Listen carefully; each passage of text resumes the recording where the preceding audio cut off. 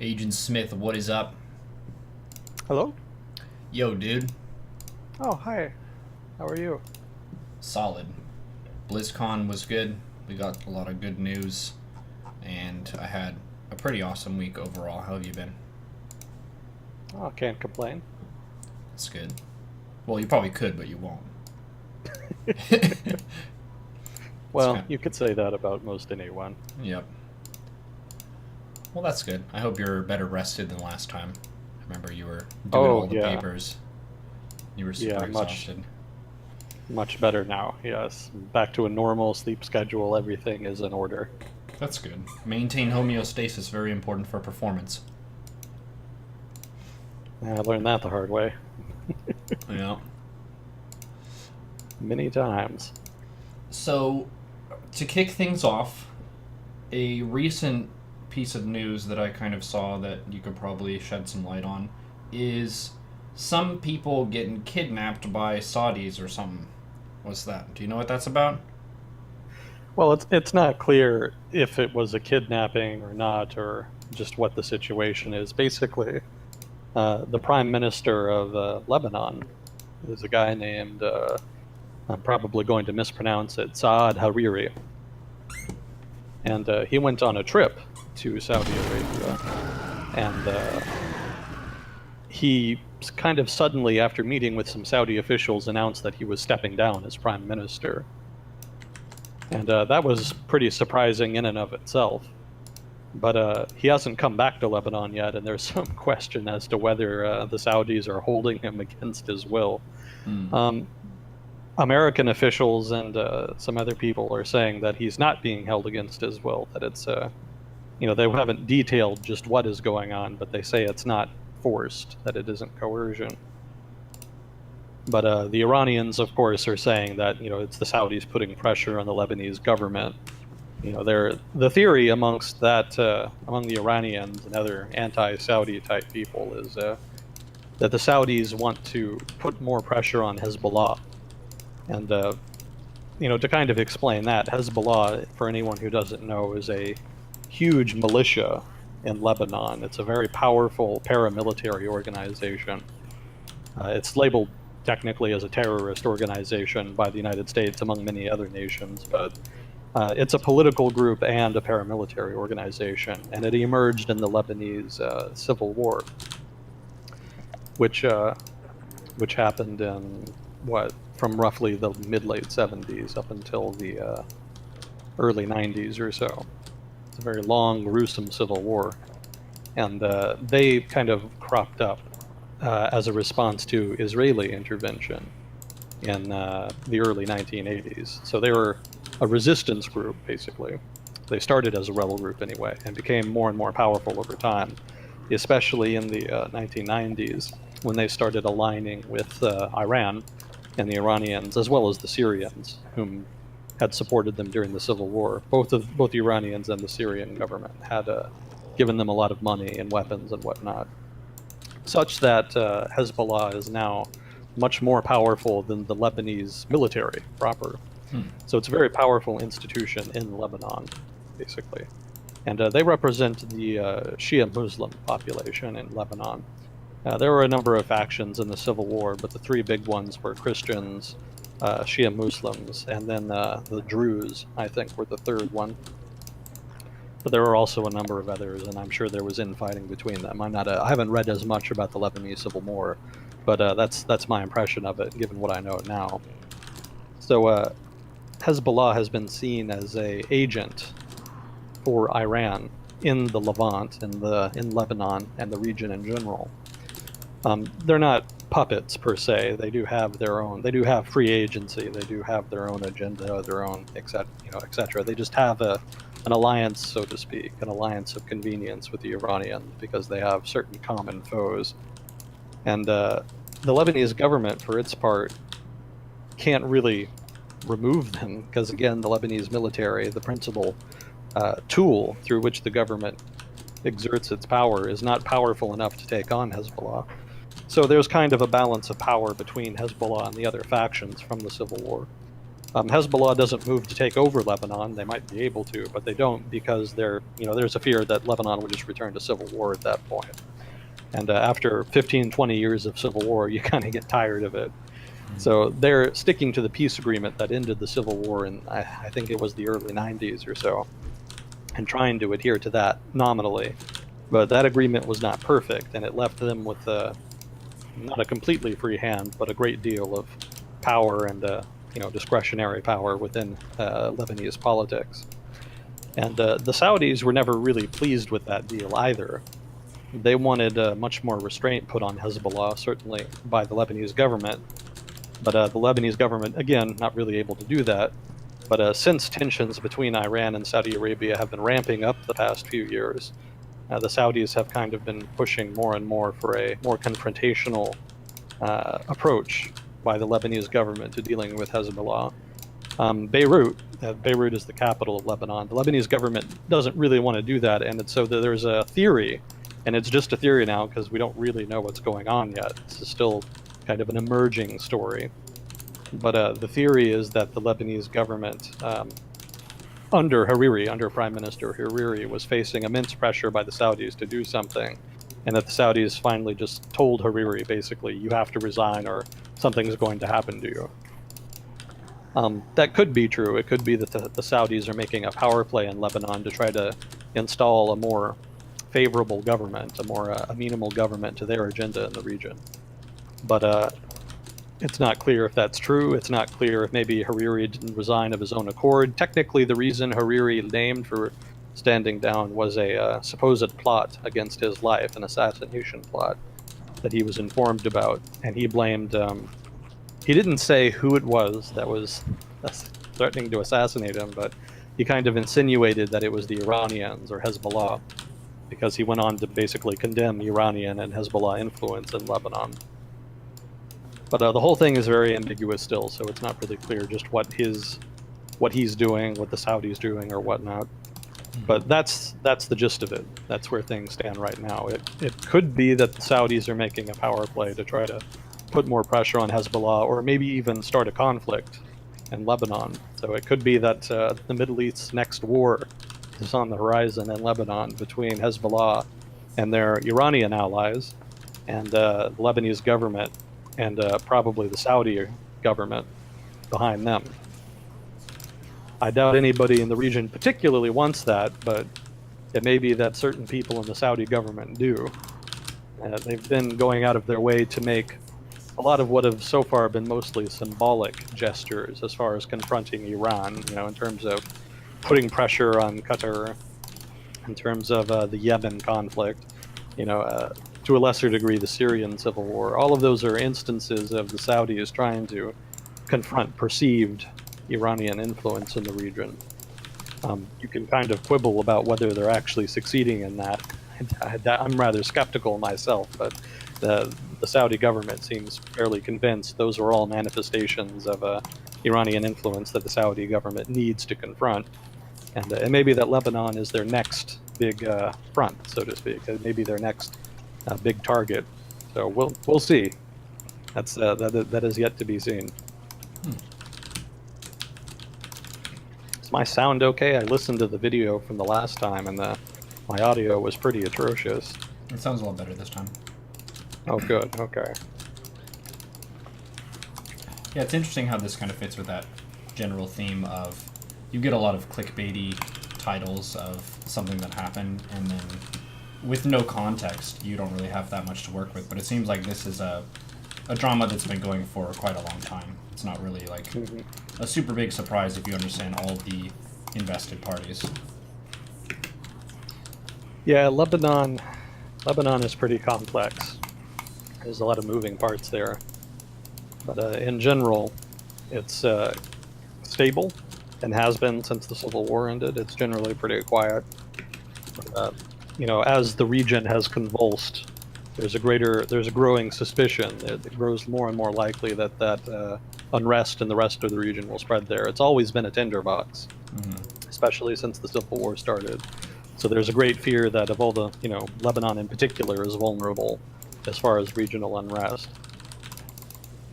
There's been a big fear that the Syrian civil war would spill over, that largely hasn't happened yet, and probably won't. Everybody seems to be very keen to prevent that from happening, but it could be that a different conflict emerges within Lebanon, endogenous to the Lebanese domestic political situation. And that kind of seems to be the direction things are trending. Again, whether or not that actually happens is unclear, but there is some risk there. The Secretary of State, Rex Tillerson, came out and said that, publicly stated that powers in the region should not make Lebanon a site for their proxy conflict. That's a rough summary, and that's probably not the exact words he used, but that's roughly what he said. And that kind of says something. That's not a tacit admission that the Saudis or Iranians are going to start a proxy conflict there, but that could be what it means. It could be that he knows something that we don't, that somebody is trying to start a conflict there, and that he's trying to put some pressure on them not to do that. Of course, a public statement by the Secretary of State is not a particularly powerful statement against it. That in itself is evidence that maybe it's not as bad as that. But again, it's unclear. It could be that the United States is on board with the conflict in Lebanon and just wants to nominally put pressure on them not to do it.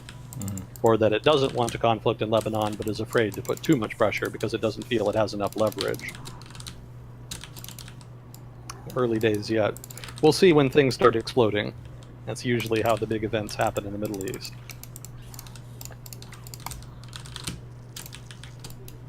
Yeah, Prime Minister Hariri was actually the son of a previous big politician in Lebanon. I don't remember his name, but I think he'd been assassinated. And he'd been assassinated in 2004, I think. He was a leader of the Christians, maybe? I'm not sure exactly. But basically, he was targeted in a car bombing. Not a suicide car bombing like Islamic State style, just more of a traditional sort of assassination car bombing. Somebody put a bomb in his car, and when he started it, it went off. More of a mafia style type of assassination. Yeah. And there was a great deal of suspicion about who it was, and basically the consensus was that it was Syria. Because, well, to kind of walk back a little bit, one of the aftermaths, one of the consequences of the Lebanese civil war, once it ended, was that the southern chunk, maybe a southern third or half of Lebanon, was occupied by Israel, and the northern half was occupied by Syria. And, over the course, even after the civil war ended, Hezbollah still fought off and on the Israelis in what they considered to be occupied Lebanon. But in the northern bit, the Syrian government and its intelligence agency kind of cemented their control there.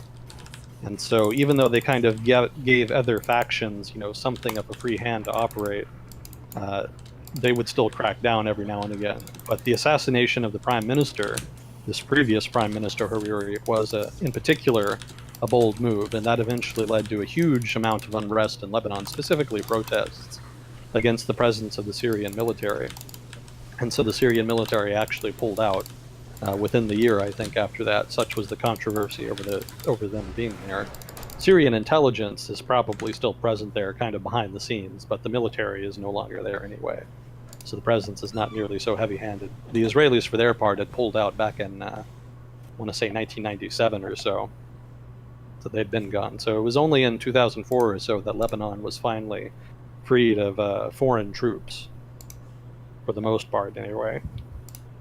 But yeah, that assassination eventually led to the pullout of Syrian troops, and it was then that the present Prime Minister Hariri kind of came in and became Prime Minister. He's his son, and he kind of took things up and started pushing the government more towards neutrality, basically, trying to mitigate foreign influence and to stabilize Lebanon's politics and make room for economic development and something resembling normalization, which was pretty much the case for a couple of years until 2006, when that big war broke out between Hezbollah and Israel. And I emphasize there, Hezbollah, it was not an Israeli war against the Lebanese government. Hezbollah, I think, kidnapped an Israeli soldier in 2006 over something stupid. I think even they regretted doing it later. But the Israelis responded by, attacking them. They responded with rocket fire. They just shot a whole shit ton of rockets into Israel. And so that precipitated, an Israeli, basically, barrage, a conflict where the Israelis sent in troops and tried to destroy the Hezbollah command structure, their installations, going after key personnel, etc. And that was kind of a mixed bag as far as the Israeli side. The Israelis were not really able to completely stop the rocket fire, and they weren't able to cripple Hezbollah, really. They did some damage, but it was not fatal. But Hezbollah, for its part, did take a lot of damage, and the country in general actually took a lot of damage because the Israelis would target broad areas that Hezbollah had a strong presence in, so they'd blow up bridges and infrastructure and things like that. I think they even hit some targets in Beirut. But it was kind of an odd situation for Lebanese, who were not supporters of Hezbollah, because their country is effectively at war. They're kind of being attacked, but the attacker isn't really interested in them. They're just interested in this one big paramilitary organization that you can't really do anything about. But that, Prime Minister Hariri and the Lebanese government kind of weathered that storm. They weren't happy about what Israel was doing, but they didn't particularly like Hezbollah either. They saw them as being culpable for the conflict. But it didn't really change anything. Nobody really wanted to, restart the civil war over it. So once the war between Israel and Hezbollah was over, things kind of went back to normal. And so much as for what passes as normal in Lebanon anyway, returned. That equilibrium returned once the war ended. And that's kind of where things have been sitting uneasily ever since. And then, of course, the Syrian civil war drew in Hezbollah. They have a number of troops fighting in Syria, which has been stressing their resources a bit. What I read was correct. They have a lot of people out there, and they've been losing a fair number. As you would expect, that's just attrition, but not everybody is particularly happy about it. Hezbollah started as a resistance group, a rebel group fighting against Israeli occupation. So some people are questioning, why are we sending people to go and fight in Syria for Bashar al-Assad? Some people don't really see the logic in that. There is some reason to it. I mean, the Syrian government has been a backer of Hezbollah, so it makes sense to kind of help them out, to make sure you don't lose that backer. But not everybody sees it that way. And then, of course, the rest of Lebanon doesn't care, really. Just don't want the civil war to spread to the Lebanon. They're quite happy to stay out of it for the most part. Yeah, so like I said, it's a tinderbox. The politics are very complicated, and there's been a lot of violence. And so everybody is very much on tinderhooks. Everybody is very sensitive about any kind of political violence or political change, anything that might upset the delicate equilibrium there. And Prime Minister Hariri stepping down and being stuck or staying in Saudi Arabia or whatever is going on there, that has a lot of people very upset, very concerned.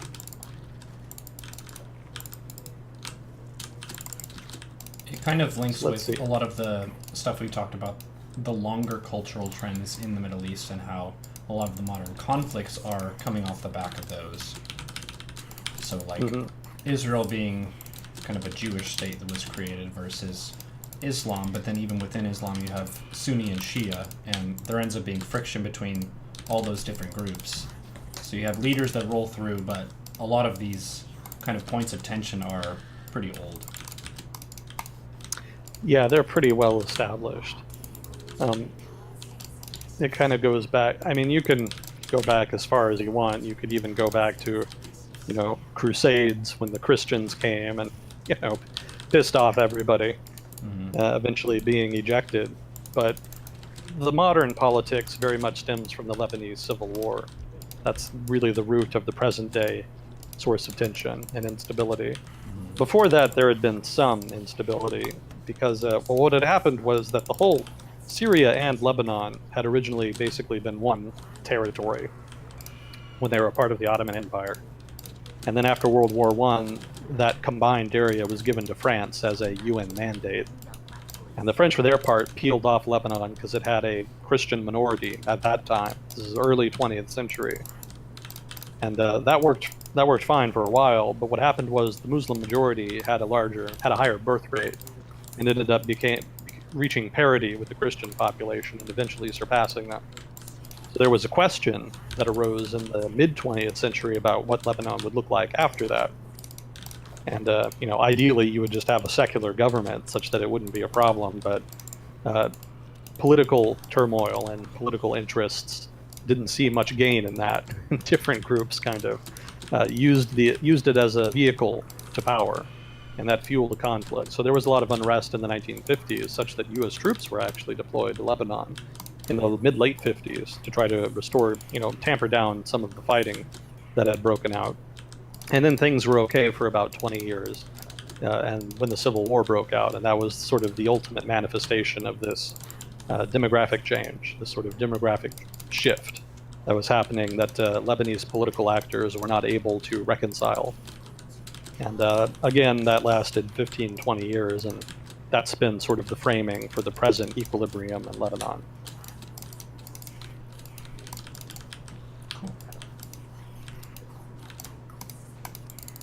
Yeah, there's a lot of people who still, well, not a lot of people, but a fair number of people in Lebanon still speak some French, since it was a French mandate for a time.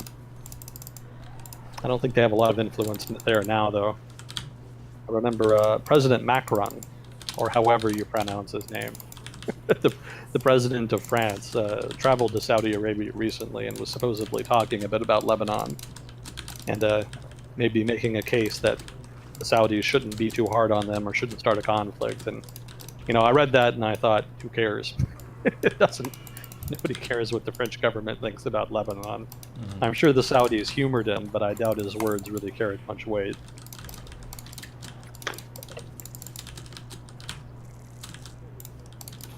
So we did have some questions. The U.S. education system has been quite poor. Oh, the primary education system, K through 12, has been quite poor for several decades now. This seems likely to have negative consequences for the country. Would the introduction of more competitive market mechanisms help in producing better outcomes? Or does the system just need more money? What do you think should change about the education system, and how can we get there? Well, that's that's one of those big, deep questions. That's why is the world bad? How can people be better? That kind of thing. Basically, this question comes down to for those who are not from the United States listening, this is a big topic, and this kind of speaks to the conversation going on about charter schools. And if you don't know what a charter school is, basically that's a private school, or if you're British, what you would call a public school. It's a private school where there are fees that you have to pay to get your child into the school.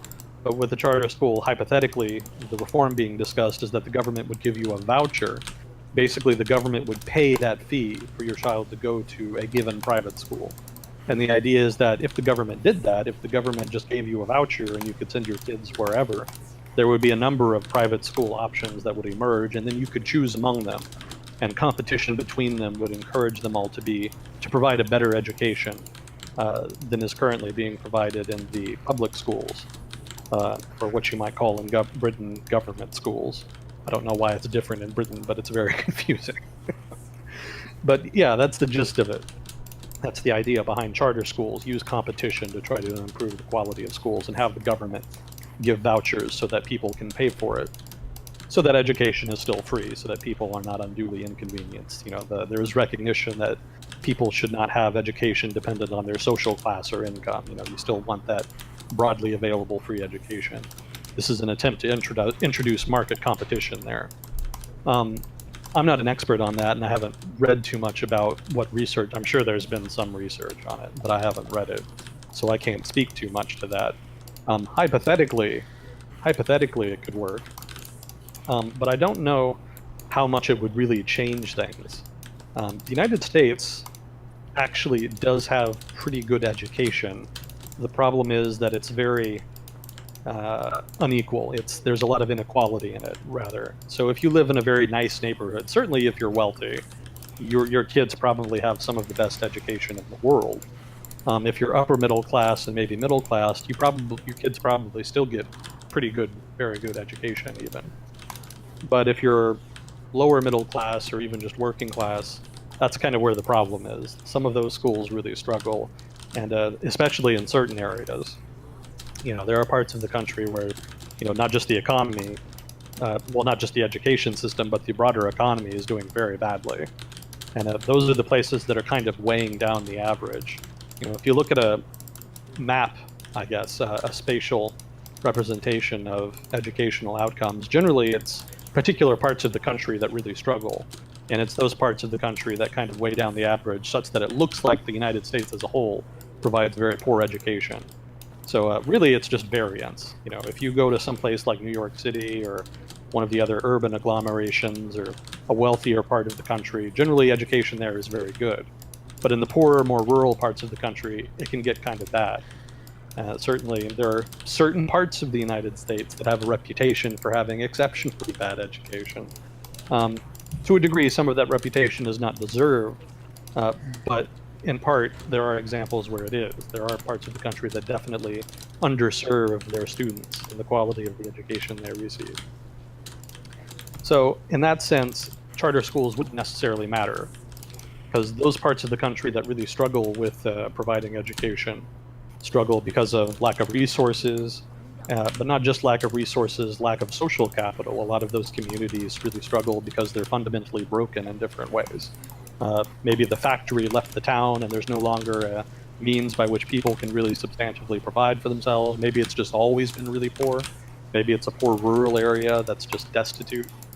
There are different factors that go into it. Would giving more money help them? I mean, in those cases, it might. In those cases, that might help them out.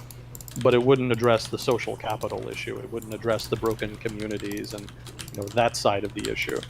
And that's not necessarily something government can really help, at least not in the United States case, because the federal government is very restricted in what it can do at the state level.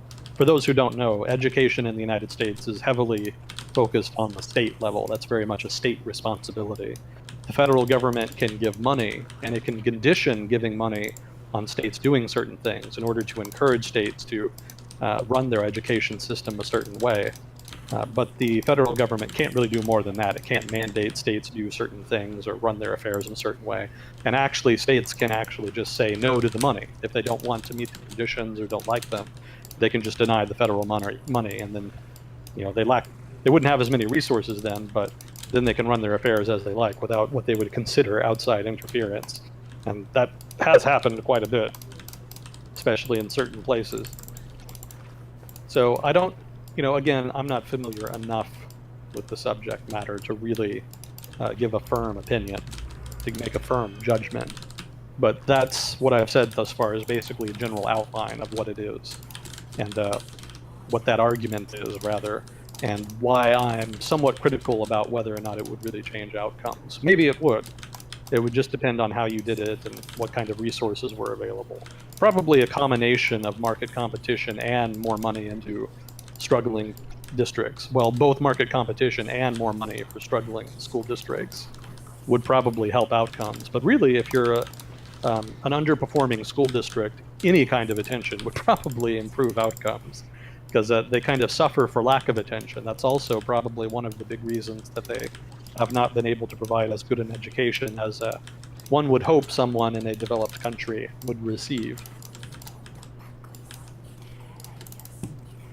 So then the last question here was, the last part of this question was, what do you think should change about the education system, and how can we get there? I mean, one of the refrains from reformers is more technical education, more technical schools, so people can have more hands-on training, hands-on education. That couldn't hurt, because there's a lot of people that don't want to go to college. Maybe they're smart enough, maybe they're not, but there are some people that they want to work with their hands, and they want to kind of start working right away. They don't want to go off to some college and be, $50,000 in debt, and with a degree that doesn't really help them. They would rather just get right into the job market with a tangible skill. And there should be an option for those people. There's big shortages in the United States for a lot of skills, things like welder and crane operating, tactile type jobs like that. And they're not really getting filled. The demand for them is not being met because a lot of people haven't been able to get that kind of training. You could argue that the business community could pay for it, but they seem pretty reluctant to do that. That's a whole other conversation we could have. But the business community, for its part, complains a lot too that the education system does not give them the workers they need. So I'm sure there's some tangible ideas on their part as to how education should change in order to provide those workers. Again, there's a debate there about the degree to which an education system should be designed to provide workers for some such business or industry, as opposed to the degree to which it should provide children with the opportunity to choose their profession, to choose what kind of skills they want to develop, and then to choose what path they want to follow. Those are kind of two opposing perspectives there. But again, without getting into that, broadly, what should be changed? Those are two ideas, and I don't know that I have much beyond that, because again, education isn't really my field. But I do know that that's a big field. I remember the university I went to had a whole, what would you call it, a department, I guess, that was just dedicated to that. It's like a think tank type agency that they'd set up to do research on it. So education definitely gets a lot of attention. I might add here, just some related information. Here in the United States, one of the reforms that was passed at the federal level was some legislation called Common Core, if I'm remembering correctly. And basically the idea there was to kind of create some way to compare schools. Because one of the problems when you're doing research, when you're trying to research schools and types of education and education systems, is how do you compare them from state to state or from district to district? They're all very different. They have very different rules and different teaching styles and different requirements. And when there are all these differences, it becomes very hard to compare them, because if you want to do a proper comparison, you have to control for all of the variables. But when the variables are all uncertain, as is the case with a lot of those differences, you kind of can't do that, and it makes comparison impossible. And that's problematic, because if you want to improve education, you want to do an analysis that reveals which practices work, which don't, etc., so that you can tell which practices you should preach, which ones you should kind of spread and encourage, and which ones to discourage, and which ones have been proven not to work.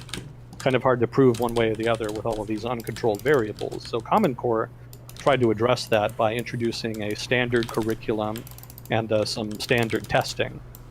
And the idea was not to completely eliminate all of the uncontrolled variables. You kind of can't do that, but to control for those particular variables, such that you could at least begin to make some kind of comparison there. And it led to a whole shit ton of testing that was not very popular amongst children, and the teachers didn't like it either, because they thought it restricted them in what they could teach. Having a standard curriculum is great for comparing districts and whatnot, but if you're a teacher, it kind of ties your hands. It's kind of a straitjacket, and that upset a lot of people. So there has been a movement to actually get rid of Common Core and try to return more power to states and districts in terms of how they want to do their education. And that's probably a good idea. I mean, on the one hand, yeah, you want to be able to do that research and make those comparisons and do the comparative analysis. But if doing so gets in the way of providing better education, and there is a sense broadly that it does, again, that's very debatable, but there's a feeling that it does, then people should probably have the option to ignore it and do things their own way. And it may be that that's the better path forward. It may be that rather than just doing a systematic analysis and trying to find best practices, it may be better to just have a series of experiments. Just let everybody do their own thing and then see who has the best outcomes, and then try to emulate them.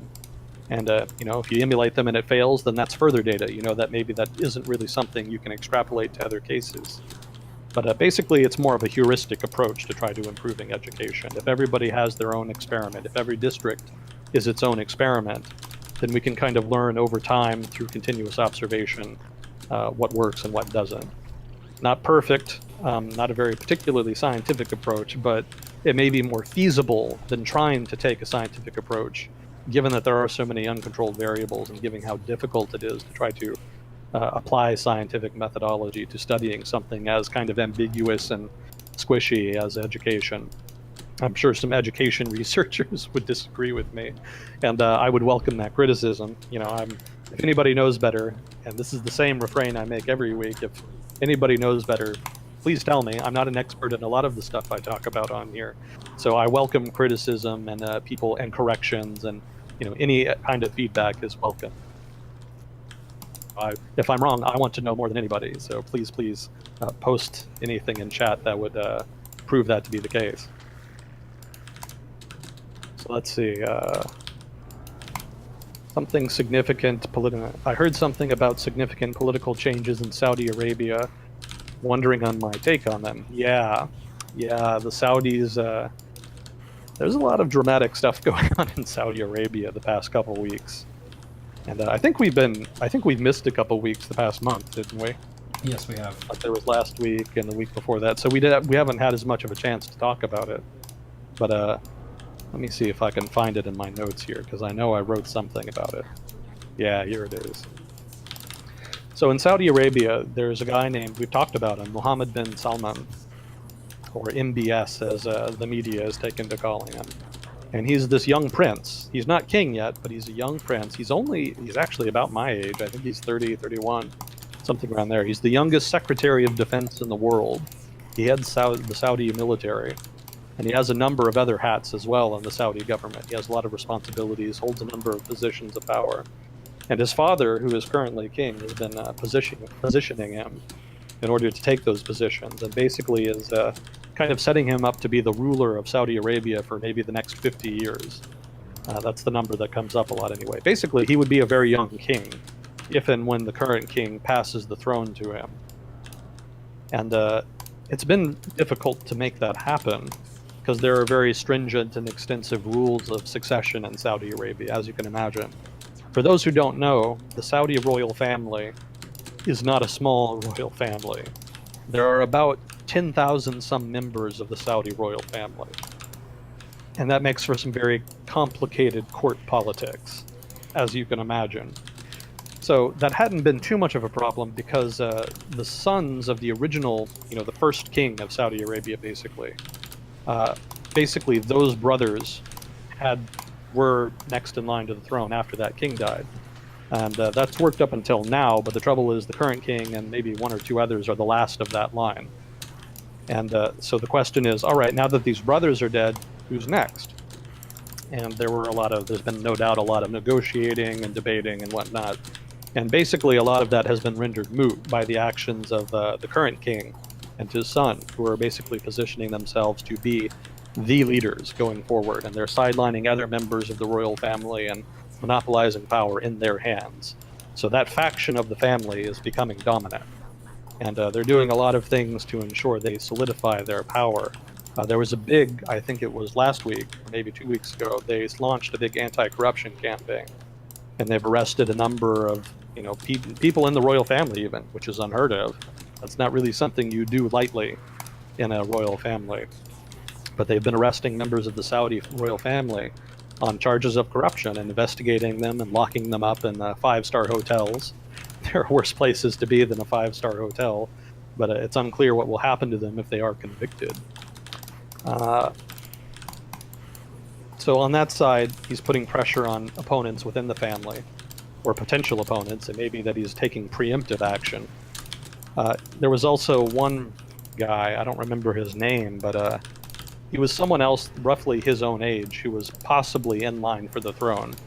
He was one of the contenders, basically, for succession. And he somewhat mysteriously died in a plane crash. A little bit suspicious, given the timing. It happened roughly the same time the anti-corruption drive was announced. And all of the corresponding arrests and accusations were made. So, possibly an accident, who's to say, but the timing is suspicious. And in particular, the person who died, he was actually among a number of people who died on the plane, but he was easily the biggest name.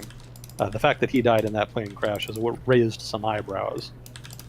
So, in general, it seems to be kind of clearing the road, getting rid of sources of opposition or potential opposition in the royal family to ensure bin Salman can become an uncontested king at some point in the future.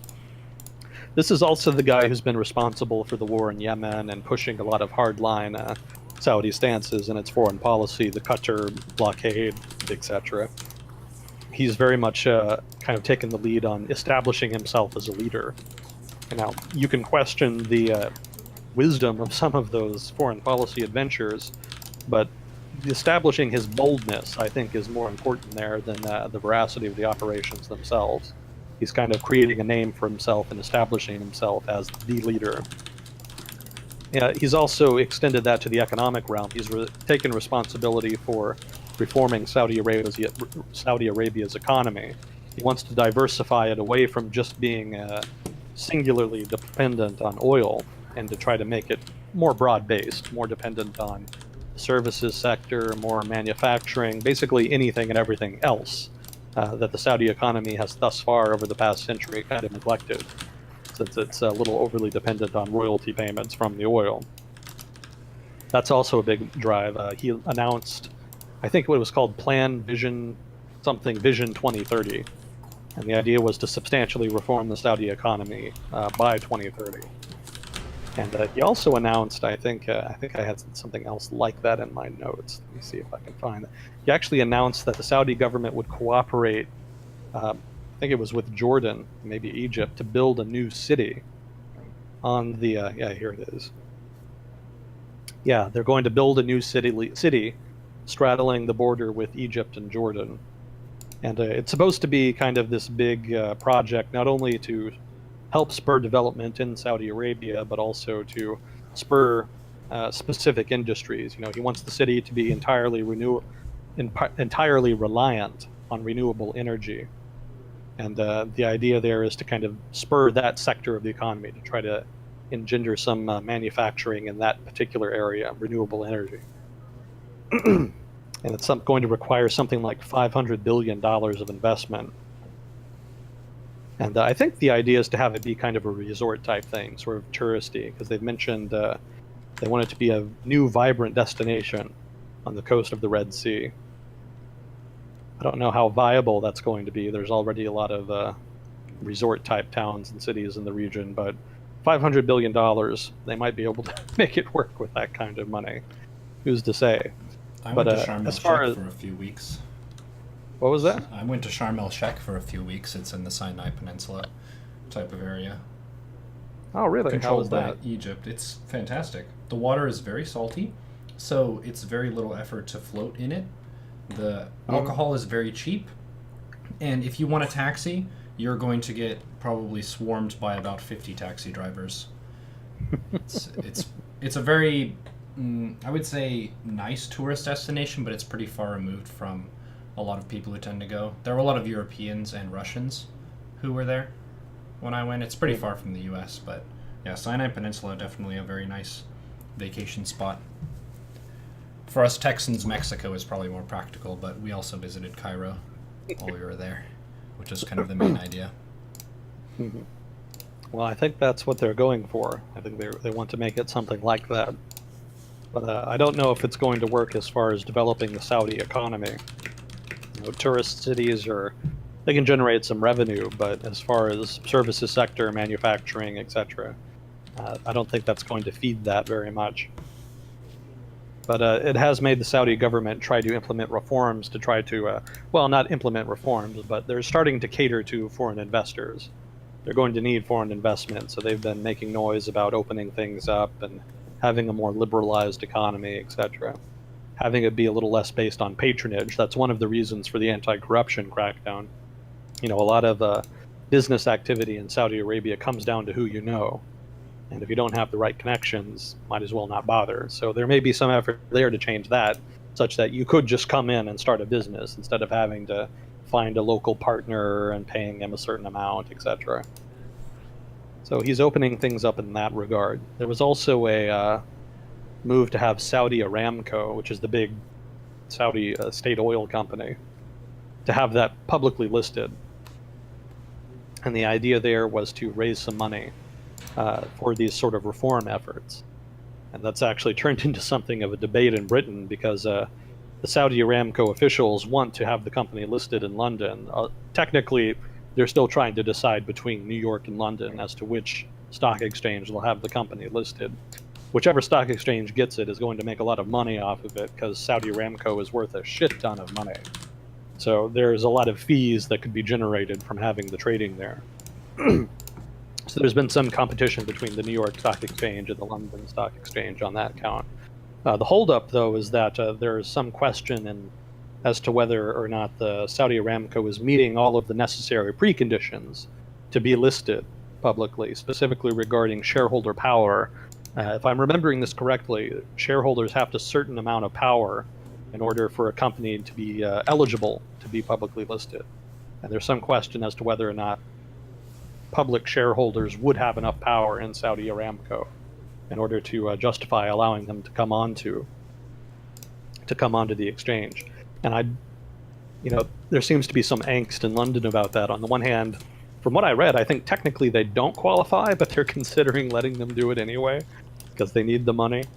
Um, we'll see how that goes. But it's another example of the Saudi government trying to make some changes in order to generate revenue and to try to kind of pave the way for this Vision 2030 plan and the diversification of the economy. But all of that feeds into this overarching question of, the political changes. What is bin Salman's plan? What does he want to do beyond modernize the economy and have a more aggressive foreign policy, be more independent, etc.? Why is he doing these things? Is this part of a broader strategy? Does he just want Saudi Arabia to be more independent? Or is this all part of an overarching plan to have more power, to centralize more power in himself and his followers? So whether it's just a pure power play or a reform effort, or maybe both, that remains to be seen. That's kind of an open question, but there's definitely a lot going on. There's a lot happening. It's kind of bears some resemblance to Game of Thrones in some ways. A lot of political intrigue right now. But that's the gist of it. That's my understanding of it anyway. Oh, there was also the social modernization, allowing women to drive cars. That was a recent announcement. At the same business conference that they announced the new city they want to build, which was very, very weird timing as far as where you would announce that, but he just kind of came out at a business conference and we're going to do this. The other thing they announced was that they were he announced specifically, Mohammed bin Salman, that basically he made a break with the conservative clerics in Saudi Arabia. Ever since 1979, the Saudis have had a very close relationship with the conservative clerisy in Saudi Arabia. That's kind of part of the arrangement that keeps them in power. Basically, the social conservatives support the Saudi monarchy, and in exchange, the Saudi monarchy kind of gives them free reign. They can kind of, do whatever they want, do as they like, and their favored policies are implemented. A lot of very socially conservative policies that the Saudis are notorious for kind of stem from that bargain that was made in 1979. The Saudis felt they had to make that bargain because there was a kind of growing militancy, not only in Saudi Arabia, but in the general region. The Iranian Revolution happened about that time. The president of Egypt, Anwar Sadat, had been assassinated by Islamists. So there was kind of a sense that there was a rising tide of social conservatism and that, they could either fight it or they could ride it. And they chose to ride it. They probably figured they couldn't fight it, which was probably true. So the regime was preserved, but in turn, this conservative vein of the political Islam kind of emerged and has kind of grown in power over time. So the big announcement here is that pact is basically being broken, that the government is no longer going to cater to the preferences, the political preferences and sentiments of the conservative clerisy. That he asserted that it's holding the country back, that the country needs to modernize, and that these people are no longer going to be treated with quite so much regard, so much reverence. They're not going to be as important in the political order going forward. So in a sense, you could say that the state is centralizing, that he's centralizing and modernizing the Saudi state and asserting the supremacy of the Saudi state, and taking a much stronger tone, not only against enemies, perceived enemies from outside Saudi Arabia, but perceived enemies inside. So roughly, that's a summary of what's happening there. Obviously, that could result in some good changes. Maybe Saudi Arabia loosens its strict socially conservative regulations regarding behavior, dress, etc. Certainly, younger people would appreciate that. The economic diversifying would be good for everybody. A more diverse economic center in the Middle East would be a great boon for the region in general, and would lay kind of pave the way for more vibrant social and economic change in the future. But the question is, what about political change? The Saudi royal, Mohammed bin Salman does not seem to be making efforts to liberalize Saudi politics. It's still going to be, it seems, an absolute monarchy. And reformers have been targeted recently as well. It's not just going against the clerics and opening things up and being liberal. He is targeting liberal reformers as well. People who talked about fighting against the clerisy and opening up the politics. Those people are not really as welcome, it seems. So economic and social reform, yes, not so much the political reform. And again, how that plays off in the future is unknown. That the consequences are unclear. Again, it might mitigate terrorism a bit if foreign terrorist groups are not getting as much support from radical elements in Saudi society. But on the other hand, clamping down on power, clamping down on reformers, the political repression, basically, that might work in the short term, but it may not work in the long term, depending on how he delivers on economic reforms. In that sense, it's kind of a gamble. By having that deal, that political deal with the conservative clerisy, it kind of didn't matter how unpopular the monarchy was, because one of the most powerful interest groups in the country, again, social conservatives, were kind of getting what they wanted. They got their way. So that was sort of a deal, a coalition agreement, if you would. But by breaking that coalition, the government, the royal family, basically, is saying that, is risking, gambling, that they'll be able to get enough political legitimacy from the reform effort that they won't need the socially conservative elements in Saudi society to back them. So if the economic effort falters, or if there's enough unrest stemming from social reforms, or if there's a big push for political reform, any of those things could upset that plan and force the Saudis to kind of return to the status quo. They would have to seek allies at that point, or they would have to seriously crack down, probably violently, and that would have possible ramifications in terms of not only Saudi stability, but regional stability, since other actors would no doubt relish the opportunity to destabilize Saudi Arabia, given all the things it's done over the past decade or two. So we'll see. It could be good if it modernizes the economy and everything comes out smelling like roses. But there's a lot of things that could go wrong. Saudi Arabia could implode, the royal family could lose all legitimacy, there could be a civil war. There's any number of directions it could go at this point. But one thing that is clear is that there's going to be change. And as a result of that, Saudi Arabia burns much brighter on the radar of news watchers such as myself than it has probably in the past 10, 20 years. Saudis have been pretty much a status quo power up until now. But now that there's all this change, there's all this opportunity for instability and possibly progress, depending on how things turn out. Kind of a rambling answer. We're good at making those happen. So let's see. Considering the upcoming Sesame Score social credit system and their tight grasp on the internet, but also the healthy long-term investment strategy, wage increases in all classes, what is your opinion on China? Yeah, I don't know if I'm thinking of the same thing. I'm not familiar with the Sesame Score, but I am familiar with the social credit system. And for those who don't know, the Communist Party of China, in their infinite wisdom, has determined to create a social credit system. Now, if you know what a credit system is, that's when basically banks and financial institutions and whatnot provide information to a credit agency or the like, and they calculate a credit score that determines how reliable you are financially, how likely you are to repay a debt, so that they can gauge your risk and determine whether or not they want to give you a loan for like a car or a house or whatever. So that's a credit system. The social credit system is a similar system in which you're ranked not based on your finances, but based on basically on how good of a person you are, how reliable you are, have you ever cheated someone, have you ever broken the law, and that kind of thing. And the idea is that you people can use that to gauge how trustworthy you are, so they can determine whether or not they want to do a deal with you, maybe whether or not you're good marriage material, that kind of thing.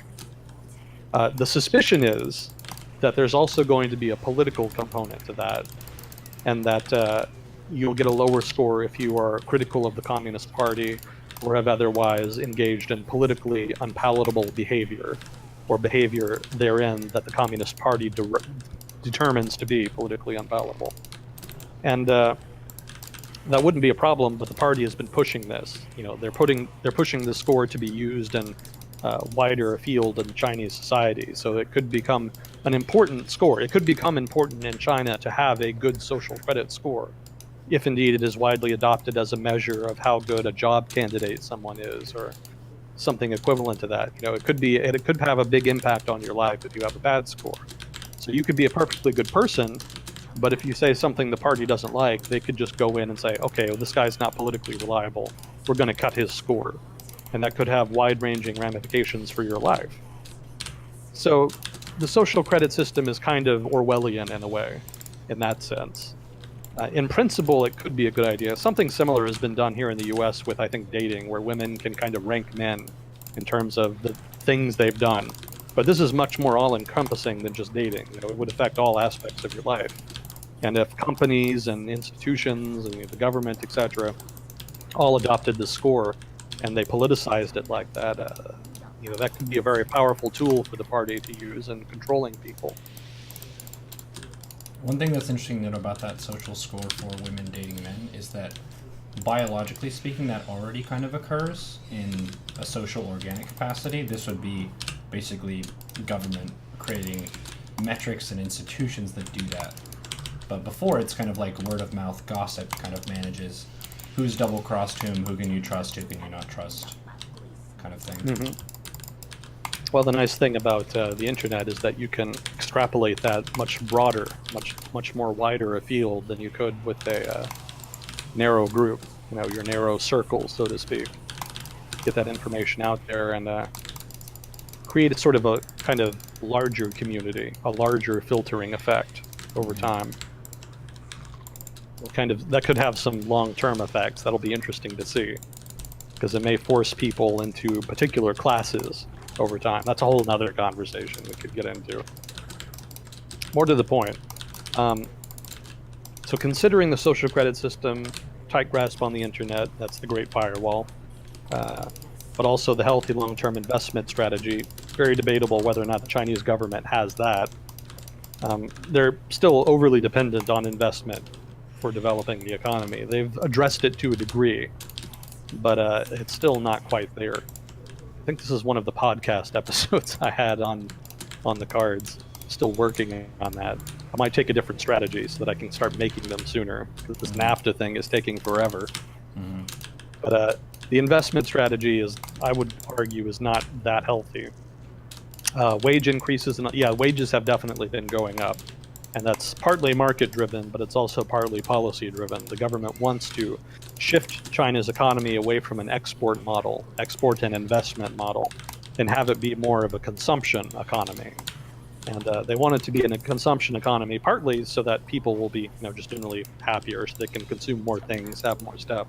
But specifically, they want to move up the value chain. They want to shift to a consumption-led economy so that they can develop certain industries in China in order to shift production from being kind of low-wage, low-skill manufacturing to the manufacture of high-skill, high-value goods. And that's not something that's really been done consistently or particularly successfully.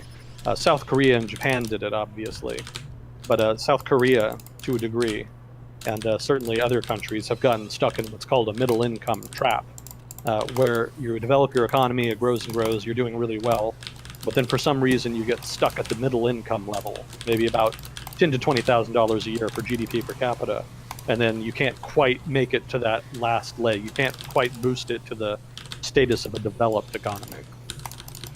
So the Chinese government is fearful about getting stuck in a middle income trap, and that's why that's also a reason they want to make that shift to a consumption economy. They see a consumption economy as being more amenable to the development of a developed economy than the traditional model that they've been going with, the investment and exports. It's been a mixed bag so far. It's not really clear if it's working. It'll probably take a number of years to even begin to be able to determine whether or not their plan is working. But for now, results are pretty mixed, and it's not clear whether or not it'll work. Certainly, I don't think government-managed, I don't think policy-driven efforts will make it happen. I think it does have to be driven by the market.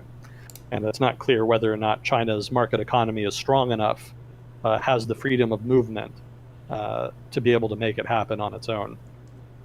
Again, policy might help with that, but I don't think it's going to be able to make it happen by itself.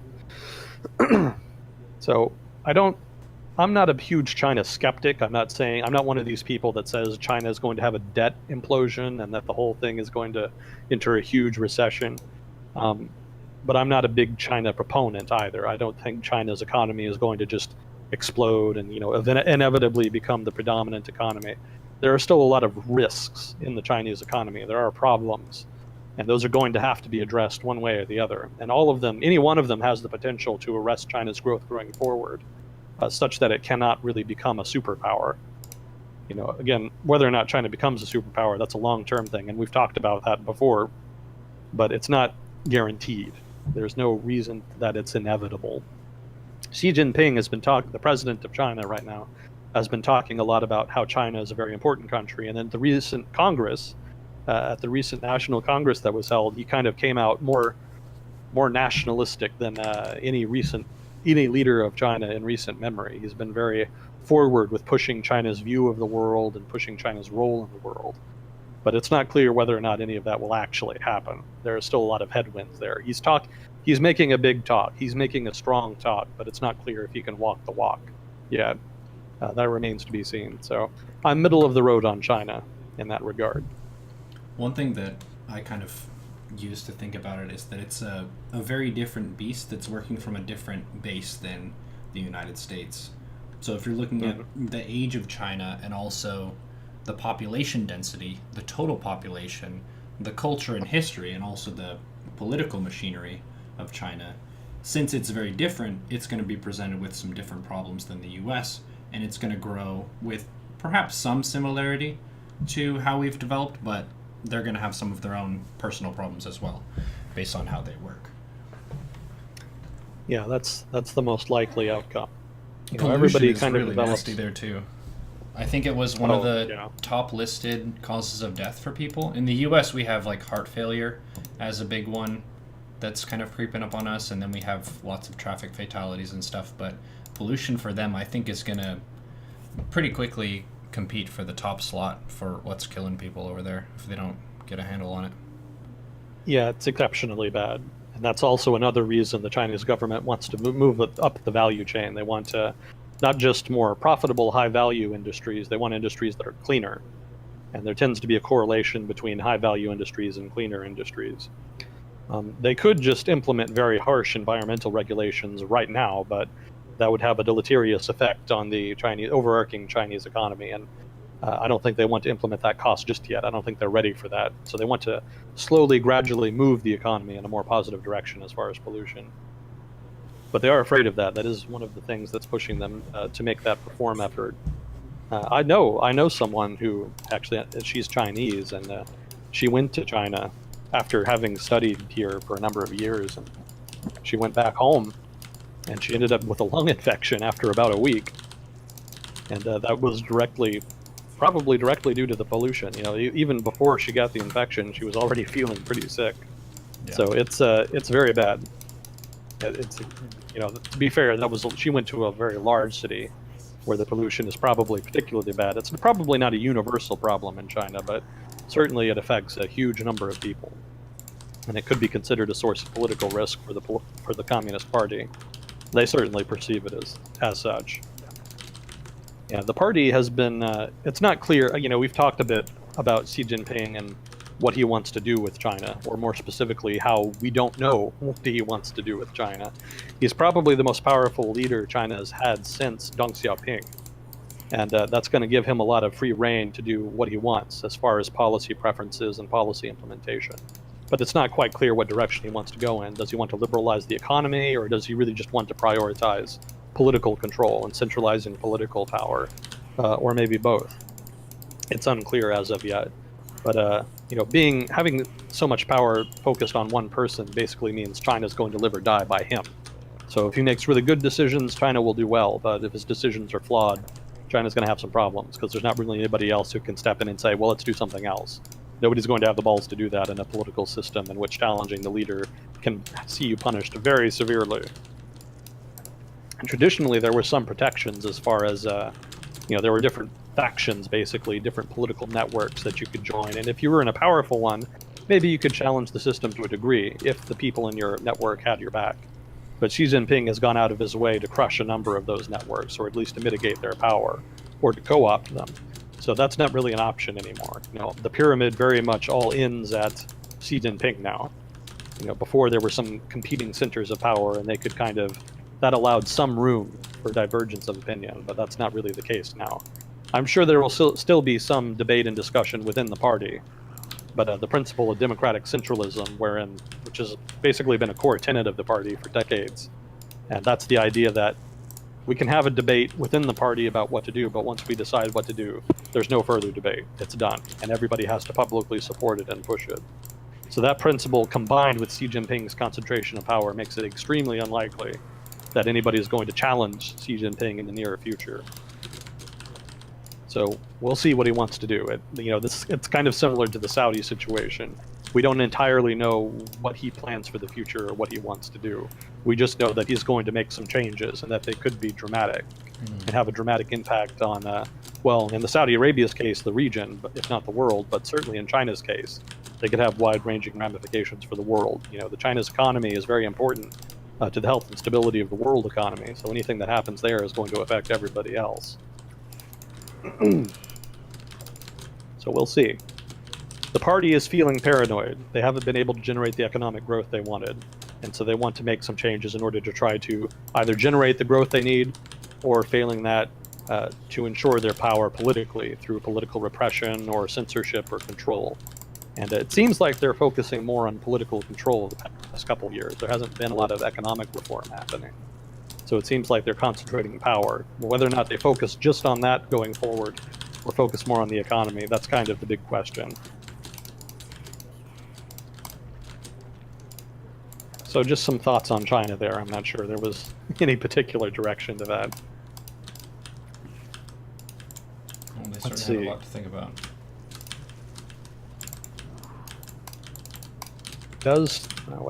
Any insight on Duterte's war on drugs? How come he's still popular? That's more a question for Filipinos.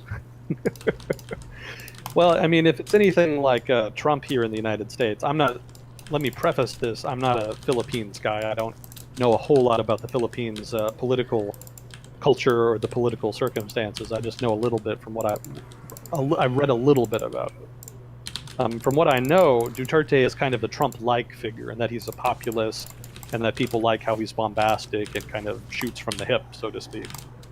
Duterte launched a big war on drugs when he was elected. He promised to before he was elected. And the idea was that he would just kill, basically, drug addicts and drug dealers.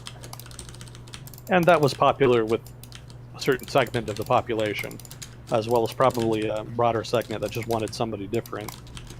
A lot of corruption in Filipino political culture, I do know that much. But he's Trump-like in that his people don't trust the opposition.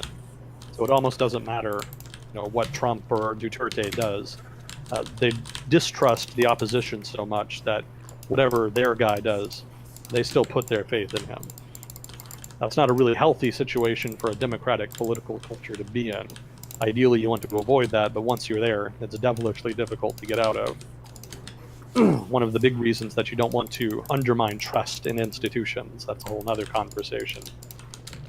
As far as insight, I don't know that I can provide a lot of insight on Duterte's war on drugs. I do know I had something in my notes about there was some South Korean businessmen who were actually murdered by anti-drug police in the Philippines. And there's a growing suspicion that the anti-drug police are kind of using their power for corruption, or that they're using it to target people or extort businesses, what have you. Just corruption type stuff. And so the anti-drug police, I think in Manila specifically, were taken up. It was the anti-drug police in Manila that I think killed the South Korean businessmen. They were pulled off of the anti-drug duty, and the whole force was supposed to be retrained for anti-drug duty, or rather they were supposed to retrain some new people to come in and replace them. Something to that effect. And in general, the tempo, I think, of the drug war is kind of mellowed somewhat. He seems to be moving away from it a little bit, but I don't know that it's going to stop. And it could pick up again at any time, depending on political contingencies. Without knowing more about Duterte and the Filipino political situation, I can't comment more than that, really. But roughly, I think that's why he's still popular. And I think that's kind of the state of things, as far as I know, as far as the war on drugs. Probably hasn't bothered the Trump administration once. They're probably willing to work with him. It's certainly, the relationship between Duterte and Trump is an improvement on the relationship between Duterte and Obama. As I recall, Duterte called Obama a quote-unquote son of a whore, which led to the cancellation of their meeting, which had been upcoming. And so the relationship there was very much cooled. And Duterte was making some noise about creating some kind of alliance with China, maybe shifting to their sphere of influence, something to that effect. And that talk has cooled off now. It's not, he doesn't talk like that now that Trump is in power. So some improvement there as far as U.S.-Filipino relations. Again, that could probably change. They're both pretty volatile leaders, so who knows? But at least for now, the U.S.-Philippines relationship is on a better track. Maybe not for the best reasons, but it's something. You got to take your wins where you can get them when the world is as it is. I think you talked about it a little bit right around when Trump was elected and how he kind of poses as the strongman leader, which means that he has a lot of leverage talking to leaders of similar archetypes. So him having a better relationship with the Philippines and Russia and kind of North Korea, I would say they played the same noise game together, which is maybe fun for them. I don't know. But yeah, if they're the same archetype of leader, then there's a resonance that didn't exist between Obama and those leaders, where he was a lot more kind of professional and cool-tempered. Yeah. Yeah, if you're from a corrupt political system, then politics is not the politics of interest groups or social change or reform. Politics in a corrupt, personalized political system is very personal. It's very much who do you know, who's on your team, who's against you, etc. So Donald Trump is very much a personal guy. He puts a lot of emphasis, it seems, in his politics and the way he carries out politics on personal relationships. So he fits into that kind of political culture like a glove. So he's able to talk much more directly and effectively, probably, with people like that. That's not necessarily a bad thing. That's probably an improvement. It doesn't really serve America's interest at all if the president or the diplomats or whomever refuse to talk to people who are utterly corrupt or condition talks or something like that. Whatever you think about corrupt governments and countries of that ilk, you have to deal with them. There's a saying in foreign policy, I've probably said it a number of times already. People have the governments they deserve. And that's meant to say that, whatever problems a government may pose, trying to change them is probably going to create much bigger problems. So it's better to just deal with the governments people already have than trying to put pressure on them or deal with them. You can put some pressure on them, in accordance with your own politics, but don't let it get in the way of a possible deal. Don't let it get in the way of your own interests. So if it's in the United States' interest to have a negotiation with the Philippines or Russia or Egypt or whichever country has an authoritarian government, the United States should, in that case, prioritize talks with that government, whatever evil they may be carrying out, rather than just saying, well, it would be morally wrong, there are ethical considerations, etc., etc. The national interest kind of has to take priority from a realist perspective. You can even make that argument from a liberal perspective. And this is liberalism from the international relations perspective. There's a whole field called liberalism that focuses on building international institutions and trying to create institutional, basically rules of behavior so that actors, so to speak, countries basically, can feel more secure operating in the international space. And the idea is to open up new possibilities there. People are willing to cooperate or engage in activity, economic activity probably, that they wouldn't be able to otherwise without those institutions. So institution building from the liberal perspective also, you could make the argument from that perspective, would require dealing with unpalatable regimes that are run by people that you don't necessarily like for whatever reason. You can achieve a greater good if you do deal with them directly. You don't have to like them, you just have to deal with them. Ignoring them probably isn't going to end well. That's just wishful thinking in a lot of ways. So, that's without getting into op-ed territory. Yeah, that's the gist of it. You have to deal with them as they are, not how you want them to be.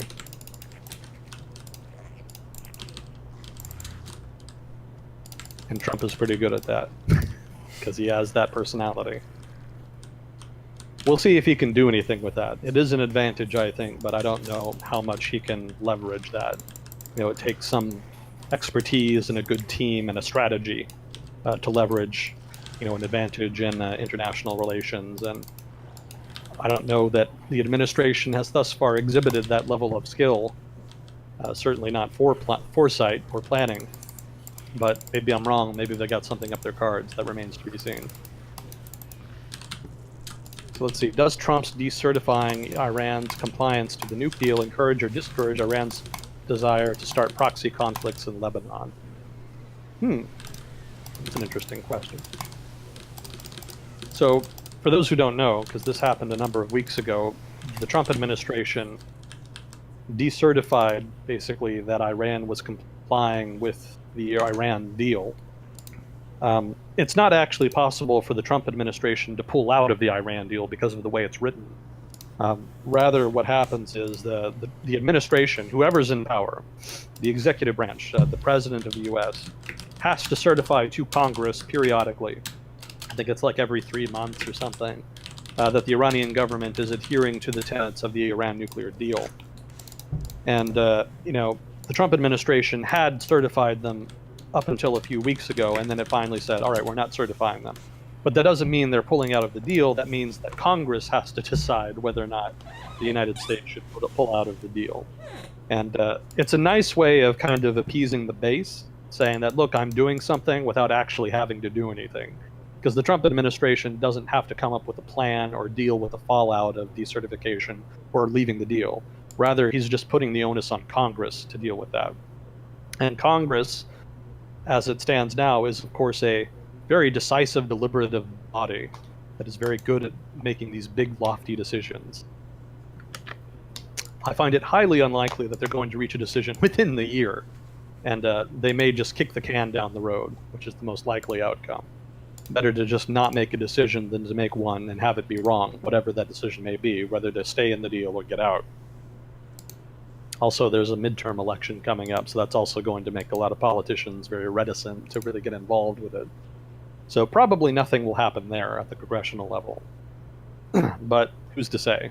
It may be that one party or the other thinks it's in their interest to try to push in one direction or the other on that count, at which point the issue becomes politicized, which is probably the worst outcome that can happen.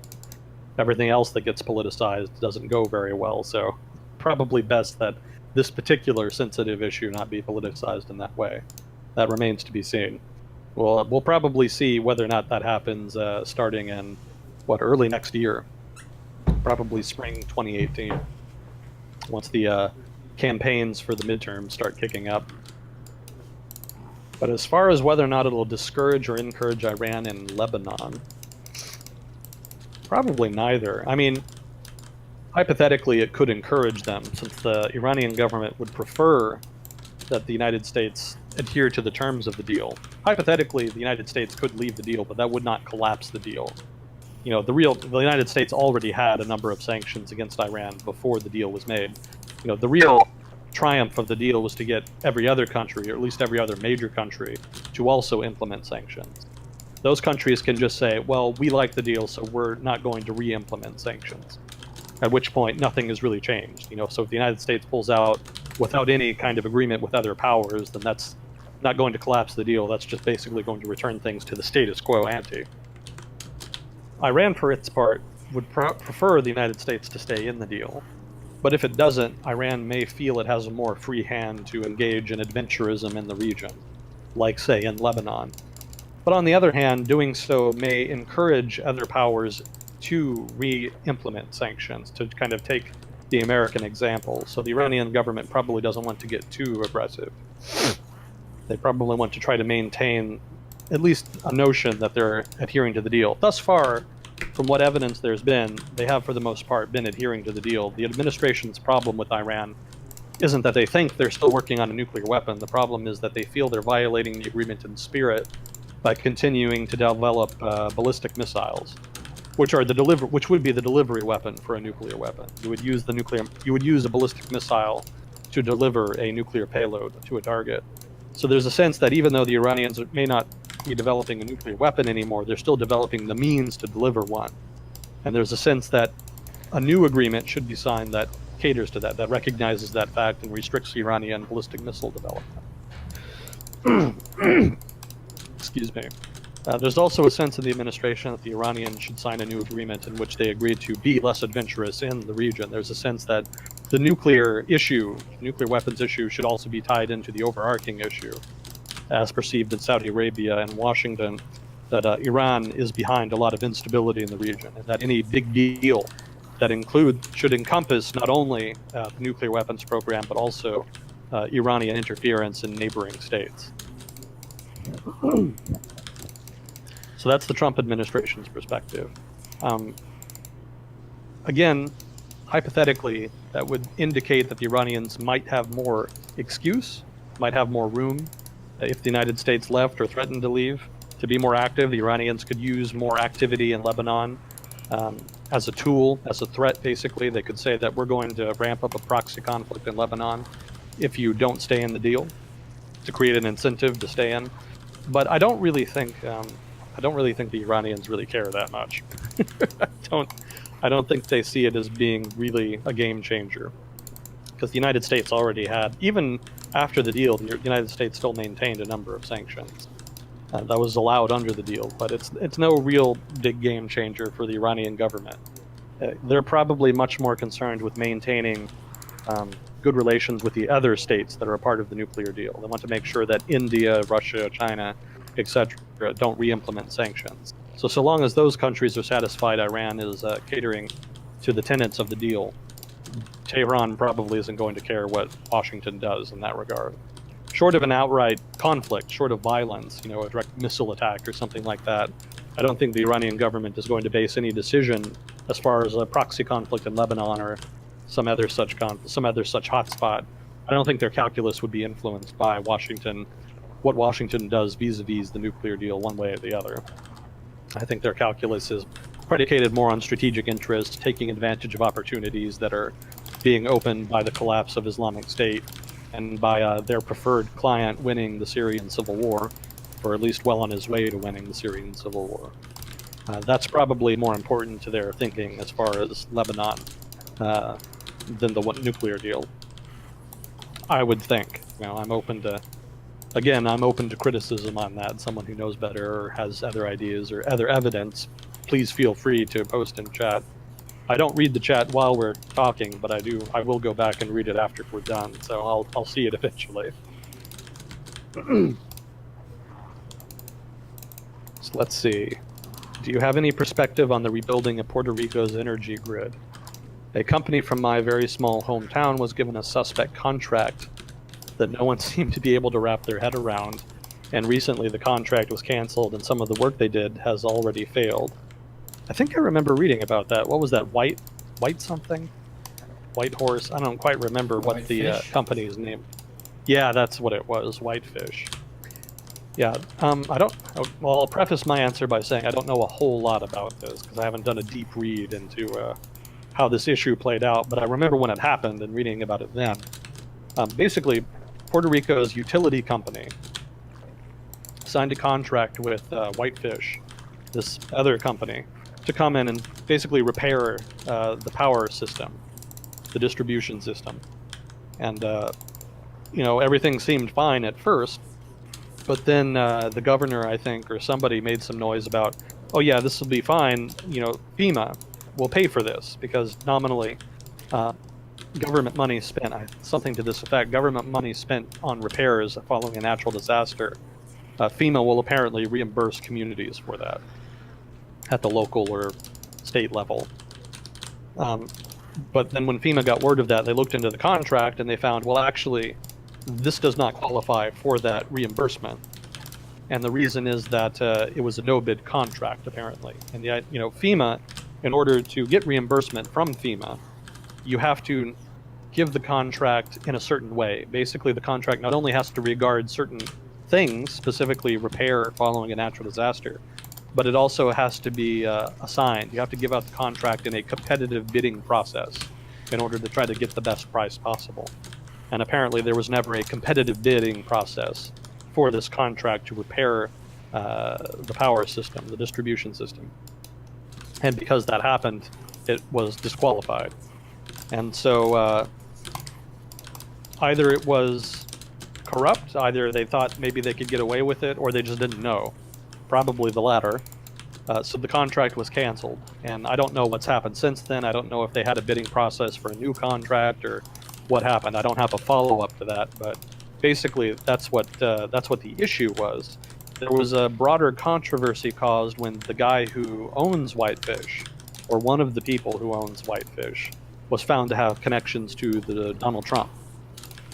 And so there was some muttering about whether or not Donald Trump was trying to steer the utility company there towards people that he knew so that he could get a cut.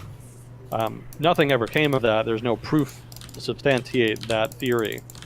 But some people were raising that question, and so that made it kind of a bigger issue than it might have been otherwise.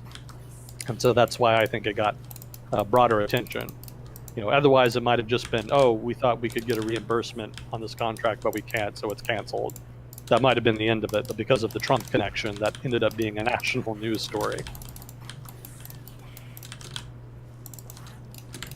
And again, that's about all I know about it. I haven't read any follow-up to that or read any deeper investigation into how the contract was assigned and why, et cetera, et cetera. So that's about what I know. But in general, I don't think it's going to go anywhere. I doubt, again, this kind of goes back to the Russia investigation thing. Even if there was wrongdoing, I doubt we'll find out about it, at least not anytime soon. It'll probably be like 20, 30 years that anybody finds out the truth as far as those events go. That's the trouble with elites, top-level people. They tend to be very good at covering their tracks. That doesn't mean you shouldn't investigate them. There probably should be an investigation, but again, I don't have any expectation as far as findings. I was reading an article about the summary of what an FBI investigation is like in this capacity, and a lot of people, especially people who are left in their political persuasions in the US, are hoping that it's going to reveal a great conspiracy that allowed Trump to win the election against Hillary, whereas the investigation is purely to see if people broke the law. And they have really good methods for finding out about these types of crimes that most people aren't in a position to commit. So it is a very kind of specialist investigation, but it's not one that's trying to uncover why Trump won over Hillary and if they can change something about the broader political situation. That's not really their station. Yeah, it's, probably they'll net some people within his campaign that might have lied about something. That's already basically happened. Mm-hmm. That was, I think, one of the indictments. But beyond that, I don't think they'll unveil some broader conspiracy for the Russian on the part of the Trump campaign and the Russian government to try to get Trump into power. Mm-hmm. That probably the extent of it was just the Russian government buying ads on Facebook and engaging in that sort of hacking and putting out propaganda, that kind of thing. I don't think it was anything beyond that. Collusion is a tricky thing because that's kind of an amorphous concept. Unless you have video of a Russian agent and a Trump official shaking hands and saying, yes, let's collude to swing the election in a certain way. Short of that, it's probably going to be pretty hard to prove. There might be some suspicious activity, again, some people lying on forums or something like that. But beyond that, it's going to be really hard to prove. And, even if you did, I don't think it would matter that much, because we've talked before about the extent of Russian interference in the election. And, I'm still of the mind that the Russians probably did interfere in different ways in the election, but I don't think it made a difference. I don't think it really made a substantive impact.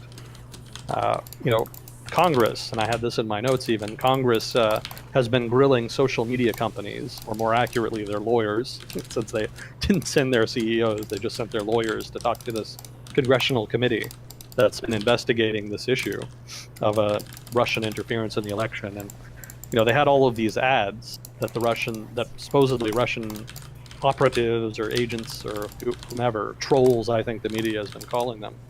They had all these ads that had been bought by Russia, and they were all political ads that were meant to target specific kinds of people, micro-targeting on Facebook and other social media. And the thing that struck me about those ads is that they were all very tame. They were not really aggressive or really controversial. They just seemed like exactly the kind of thing I would expect to see in a presidential campaign. And that's another thing that I'm skeptical. Another reason I'm skeptical about the idea of Russia swinging the election for Trump. Nothing Russia did, as far as interference or what's being called interference, is anything that one of the two major political parties wouldn't do. I mean, as far as running very partisan ads or very divisive ads, both parties do that. Certainly, if not the parties themselves, then their various, political action committees or different individual campaigns. There's no shortage of divisive dirt that is produced and pumped out. And I'm really curious to see what a comparison would be between, say, any given political campaign or political action committee, or even the Democratic National Committee or Republican National Committee themselves. The difference between the number of ads, the number of divisive partisan ads specifically that they paid for and put out, as opposed to the number that the Russians paid for and put out. And I would guess, that probably the DNC and the RNC had a lot more. So if it's bad that the Russians did this, then you also kind of have to blame the RNC and the DNC, because they probably do it a lot more, and they're probably a lot more effective in targeting people. They probably have a lot more expertise and data with which to engage in that kind of activity. In fact, it wouldn't surprise me if one of the things the Russians were looking for when they were hacking the DNC was information about voters that they could use to better target them with their own ad campaign. Well, the DNC already had that data and was probably already doing the exact same thing. So I don't think any of that kind of campaigning swung people any more than the DNC and the RNC's usual kind of campaigning. And it probably didn't have nearly the same scale. So that's part of the reason I don't really think of it as being a big game changer, as representing a big threat to the validity of American democracy and democratic institutions.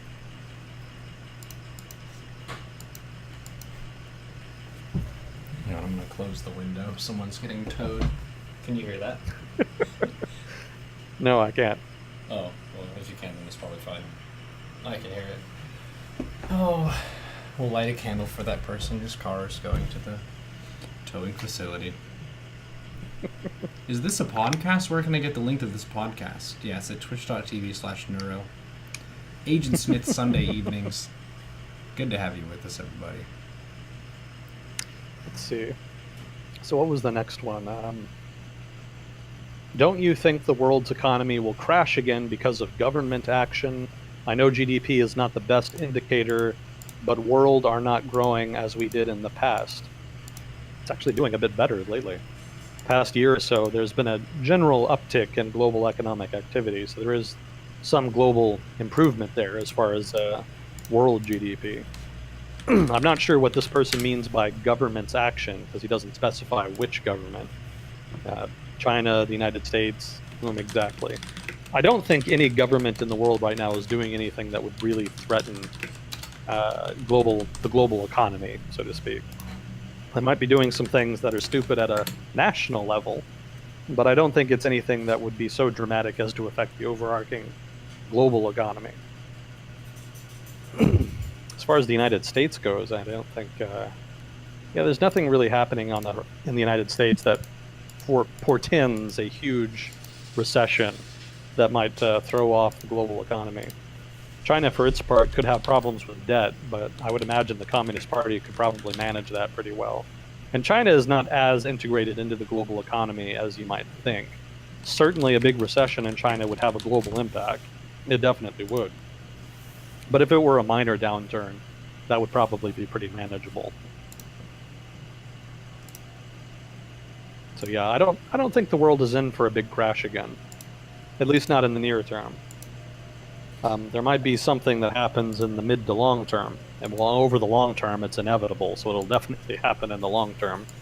But in the medium term, I don't see anything. It's possible, but probably not, and definitely not in the short term. Nothing I've read has suggested that that's on the horizon. You could cite the fact that there hasn't been a recession in the United States for a number of years. Technically, the United States is in a long period of expansion. Doesn't feel like it, but it technically has been. So hypothetically, we're due for a recession, so to speak, in the United States. That could happen. just depending on, business cycles or whichever industry gets a little too big, or there's a shortfall in demand, some supply shock or demand shock somewhere. That's quite feasible, but nothing in the cards yet. Nothing that would be really predictable, at least as far as I know. I'm no expert. I have to say that a lot on here, but yeah, I'm not a economic forecaster, so I can't say with complete confidence that it'll never happen. But just from what I've read, I haven't seen any evidence otherwise. Again, if anybody who knows more about that issue has more information to the contrary, please do post. So let's see. Do you think most of the world's problems are caused by governments? Most of the world's problems? No, not most of the world's problems. They can cause a lot of problems. But I wouldn't go so far as to say most of the world's problems. No, there's a lot of fundamental issues that drive those kinds of problem. Things like, well, I guess you could say governments are responsible for wars, and conflicts over resources and religion and whatnot often manifest in the form of government action. I guess you could say, in that sense, government action is responsible for a lot of problems. I guess it just depends on what level you want to evaluate the problem. If you want to look at the roots of problems, governments generally are not the root of a lot of problems. A lot of problems are rooted in resource scarcity, political differences amongst constituents in a given polity, sectarianism, religious differences, those kinds of things, those kind of underlying issues, those kind of push conflict. And that in turn manifests generally as government action that could be construed as being a source of the problem. But if you do want to just say, in general, are governments not in part at least responsible for most of the world's problems? Yeah, you could say that, because certainly governments are almost always involved in almost every kind of large problem at the national or world level. So in that sense, you could say yes. It just kind of depends on how you want to interpret it. I think I'm not particularly... The base discussion you can kind of have is governance a beneficial thing for us? Because governments, they involve people. They can kind of become self-interested entities, but they have lots of different moving parts. And there's been this recent trend that I've noticed in a lot of ways people think about the world, where nature, a state of nature, is seen as a paradise, where this was some pure place where we weren't yet tainted by politics and corruption and that sort of thing. And if anyone knows anything about anthropology, you know that that's totally false, and a state of nature is much more dangerous and violent. The example that's given is when you wake up in the morning in the 21st century in a country with police and government, generally speaking, you're not about to get shot. If you're in a hut or a teepee or whatever, you're in the tribal kind of state of nature, the neighboring tribe could raid your camp in the morning when you go out of your tent to take a piss. It's that kind of level of danger that we don't really think about because it's so distant in the past. We have a lot of institutions that keep us safe most of the time, but it kind of goes that if you give the government more power, they have power over you to potentially abuse the power. So there's a constant push and pull of how much can a government be self-interested and how much can people take corrupt action within that, versus in what ways does a government positively serve us. Like an example in my life was Kukyo and I drove from Texas to Canada. We drove all the way to the West Coast and all the way up, and we took the interstate, which is something that the government built, which made it very straightforward to be on really well-maintained roads to go from one place to a place very distant that would have taken months to years to reach if they didn't have that kind of infrastructure. So you have to kind of take it as it goes, where if you have a government, it has responsibilities. No government is entirely pure or entirely evil. They're all kind of complex entities. Some are more evil than others, of course. Yeah, but on the net, you're better off with them than without them. Yeah. It's quite possible to be critical of governments and government inefficiency while also recognizing the utility of government.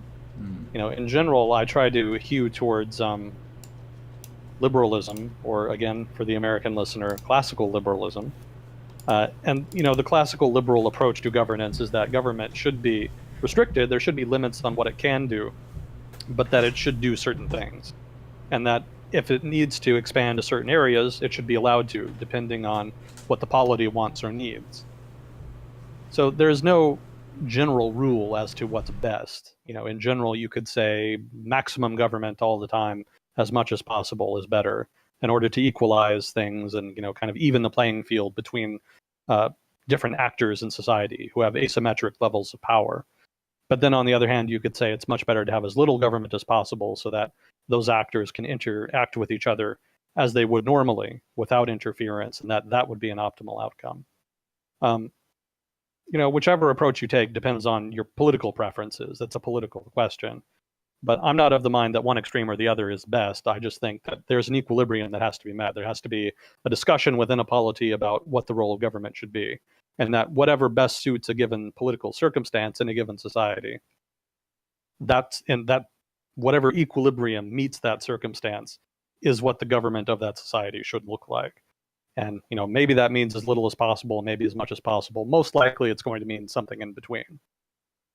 In general, the discussion should be more about what can government do well that will help society. And if that means nothing, then do nothing. If it means something, then do something. But I don't think taking an ideological approach is very helpful. There's no rule of thumb as far as that goes. There does have to be that discussion because government can do certain things well. And even if it can't do something well, that doesn't mean it shouldn't do it. There may be a consensus that it should be done or a broad desire for it to be done. On the other hand, even if government can do something well, that doesn't inherently mean that it should or can do that, or rather that it should do that. It may be that there's a great deal of resistance to that or a lack of desire for that or whatever. Again, it just comes down to political contingencies. How government looks should be a flexible process, a flexible endogenous process that just is a function of domestic political considerations and not a hard and fast rule. That's my opinion, anyway. My opinion doesn't carry a lot of weight, but I think that's a better approach than a purely ideological sort of perspective, one way or the other. But yeah, I don't think government action is at the root of most of the world's problems. I think it has a role to play in solving them. It definitely has a role to play in causing some of them, but as far as being a root cause for most of the problems, I don't think so. I would disagree with that notion.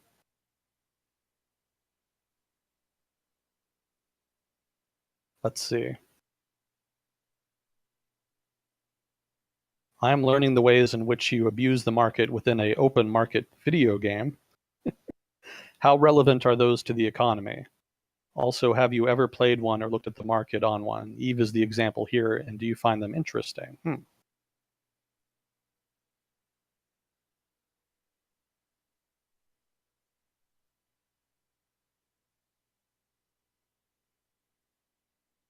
Well, I can't say I've ever really played one. Hmm. Yeah, without having played one and having experience with it, I can't really draw the comparison, draw a comparison between such examples and the overall economy. So I don't know that I would have much to add there. I would abuse more than an open market video game. So Eve Online specifically. I've never played Eve Online or anything. Eve Online is pretty unique from what I've read about it. That is of open market games. That's exceptionally open market. Yeah, I guess from what I've read about it, it does have certain corollaries with the overarching economy in terms of not just the business cycle and building companies and firms and businesses, but also in terms of trust. Who do you trust? Because I know that there have been examples in EVE Online of people who will infiltrate certain uh, player firms, such as they are, specifically in order to undermine them or destroy them. So building trust over time within an institution or group and then moving up through the institution, that also reflects the economy writ large, in so much as companies and corporate structures are a part of the economy. So in that sense, it's actually a pretty good example of state of nature, a good example of how economic actors behave without rules. I can't really swear to that, though, again, because I haven't played it myself and haven't read a whole lot about it. But from what little I have read, it is in a sense a good representation of state of nature economic interaction.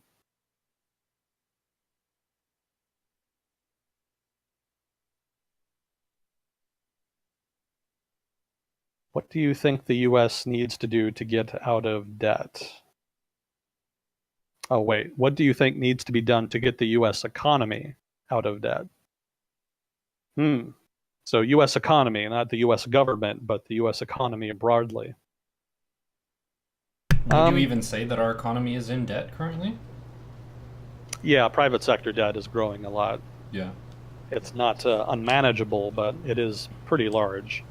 And certainly debt for a lot of people with lower incomes is very high. There's a lot of dependence on payday loans and credit cards and things like that.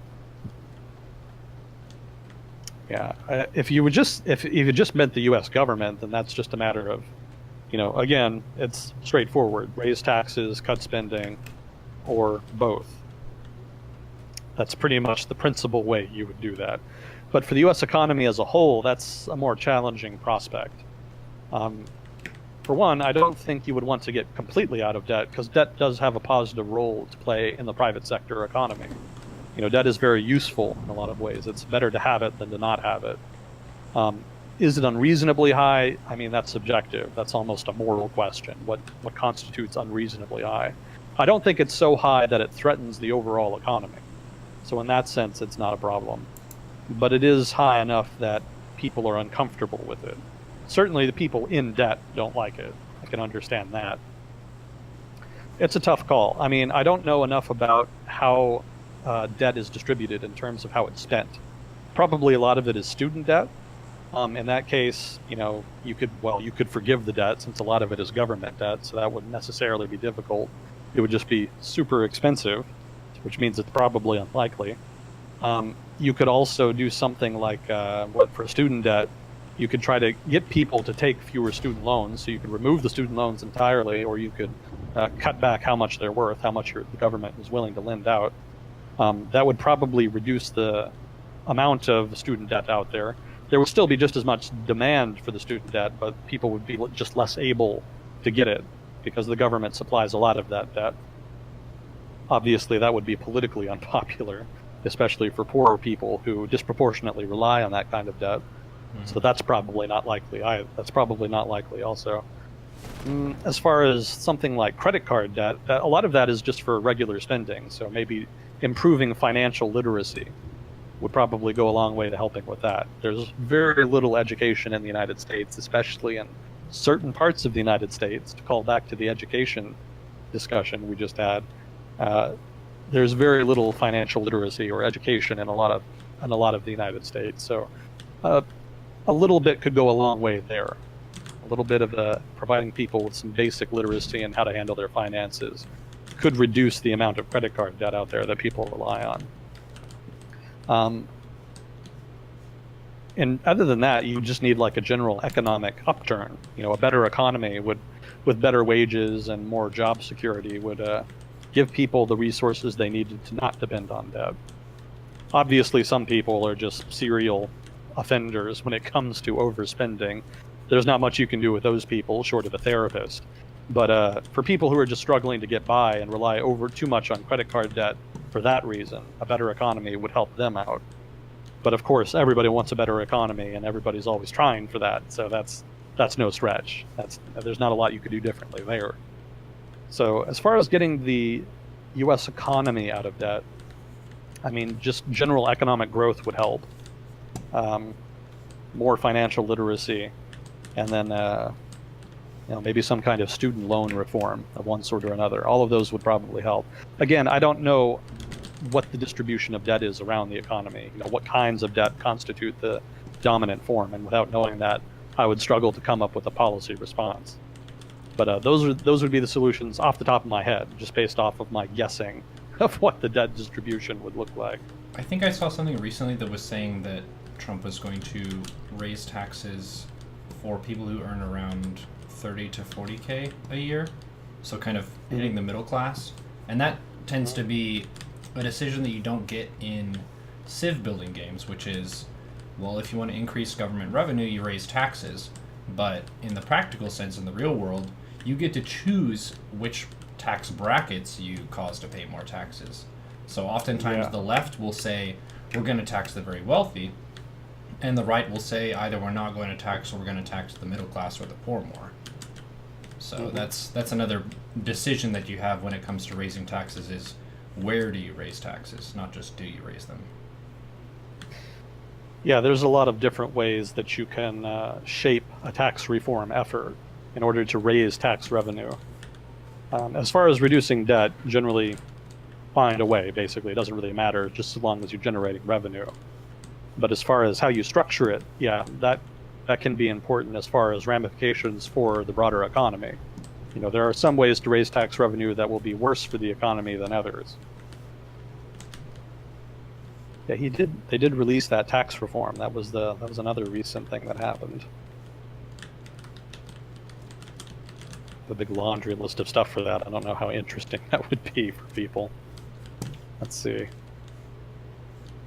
It's an interesting game for someone like me who's very new to managing money because I didn't have money before, and figuring out what tax bracket you're in and how certain times if you earn enough and you get put into a higher bracket that gets taxed more, you make less for the year than if you just scooted right below that kind of income level, which is kind of funny. Yeah, those are the marginal rates. Yeah, that's a big thing with Republicans who want to reform the tax system. They want to reduce marginal rates so that those cliff edges are not quite so steep. That's actually that's also a problem in welfare reform, because people who are on welfare, ideally you would encourage them to work. Well, in general, you want to encourage them to work, but you also want to structure the incentives such that they want to keep working and to work for better, continue working such that they can get better paying jobs. The trouble is that there is a point at which if your income rises such that your benefits drop off, and if the drop in benefits is greater than the rise in wages that pushed you over that limit, then you actually have a disincentive from getting that better paying job or getting the wage rise or whatever it is that boosted your income. And that can be a big problem if you're on welfare, because you're living on a shoestring budget. If you're on welfare, you're probably not making a lot of money. And so facing that loss in benefits, even in the face of a wage rise, could set you back significantly. And that may not be possible financially for you. You may need that money. And so that can actually act as a big block for certain people in that specific circumstance. I haven't read enough of the welfare reform literature to know how extensive that problem is, but that's come up in the reform discussions that I've read.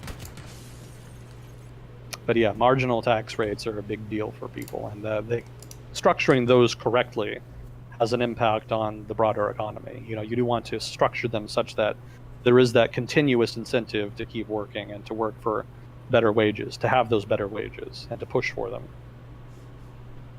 The recent tax reform effort had a bunch of notes on it here. Let me see if I can kind of summarize it. Basically, if you're from the United States, you've probably already read about it, but if you're not from the United States, you may be interested. Basically, the tax reform effort being made by the Republican Party is focused on lowering the corporate income tax. And that, given the reputation of the Republican Party, that probably doesn't surprise people. Trying to lower taxes for corporations. But the fact is, the United States actually has a relatively high corporate income tax for the developed world, relatively speaking. And lowering it probably would, not only help American corporations, American businesses, but it would also give them an incentive to repatriate profits. Because one of the reasons companies go out of their way to, mess with their accounting and whatnot, to have their profits be declared overseas rather than in the United States, is because that tax rate is so high. So you could actually generate a lot of extra revenue if you lowered the tax rate and incentivized American corporations to declare profits in the United States, such that they would then pay more of that, actually pay in the first place some of that tax. So that could be a big revenue generator and be a big boon, not only for corporate business, but for government revenue.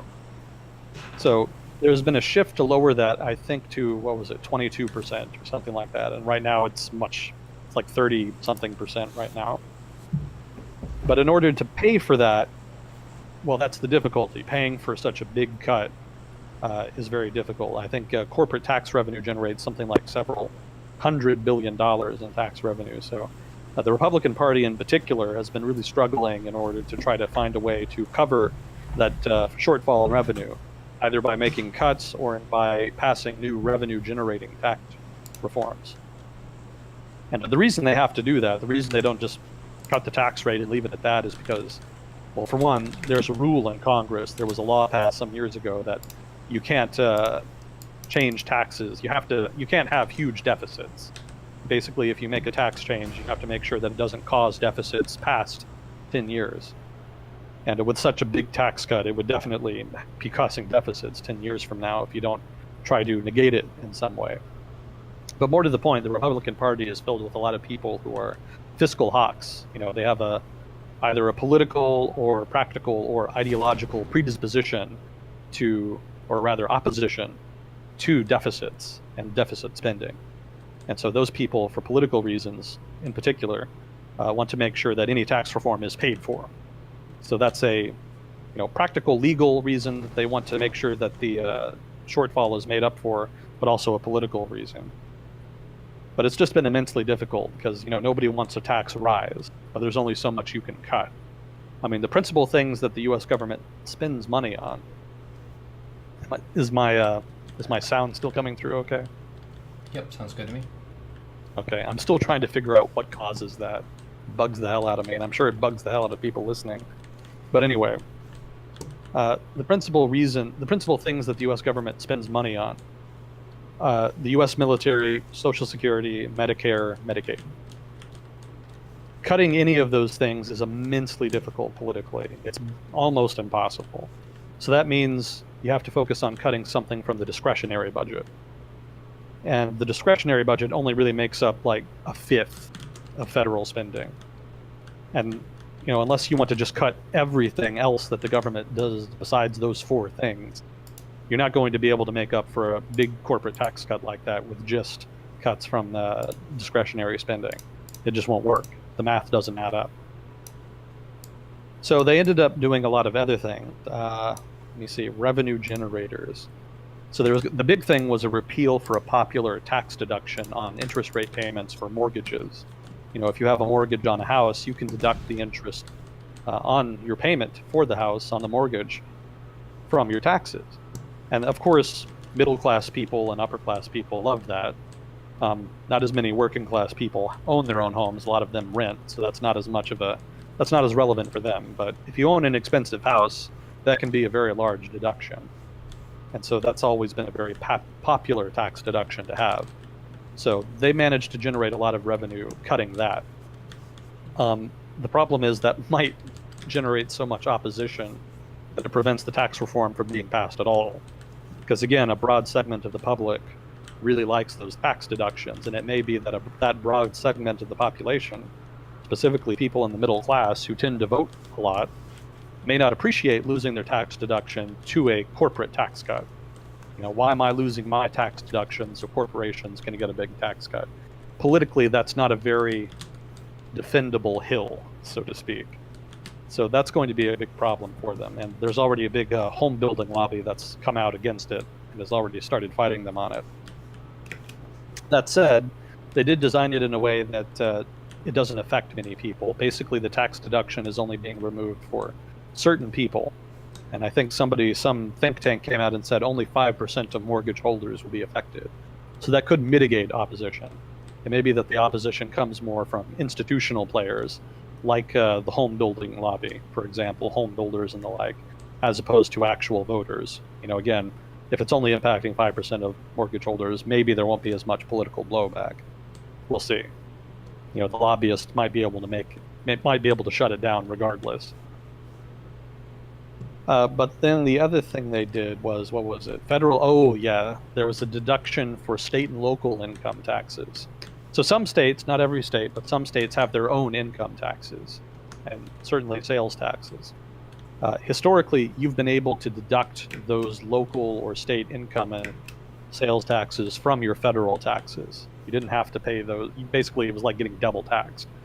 So you would be able to deduct those. They got rid of that. And that's been obviously very unpopular amongst those states with income taxes. That could generate a lot of political backlash right there. Generally, that backlash will probably come from states like New York or California, because generally it's blue states, it's more left-leaning states that have state income taxes.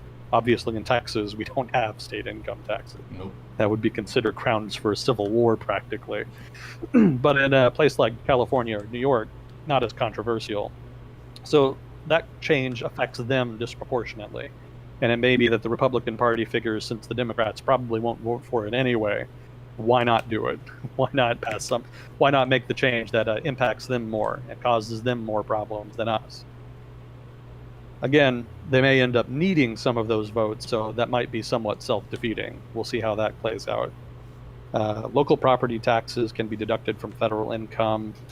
That's kind of been true traditionally, but are now capped at $10,000. So before, you could kind of deduct those local property taxes, but now there's a cap. You can only get out of paying so much now. Let's see. Oh, this was a fun one. There was a 1.4% tax on investment income earned by certain private colleges and universities. So basically, if you're a really big university with a really huge endowment, then you probably generate a lot of money from investment returns on that endowment. Because you don't just have your endowment as like a big pile of cash locked away in a room.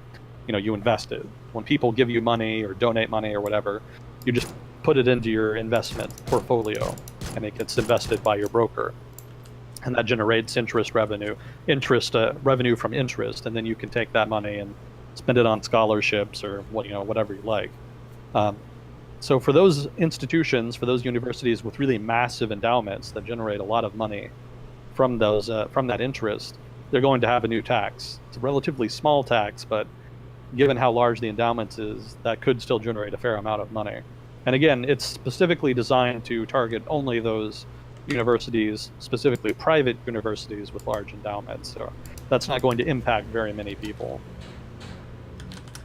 And then some other things. There was an adoption tax credit that was dropped that aggravated people.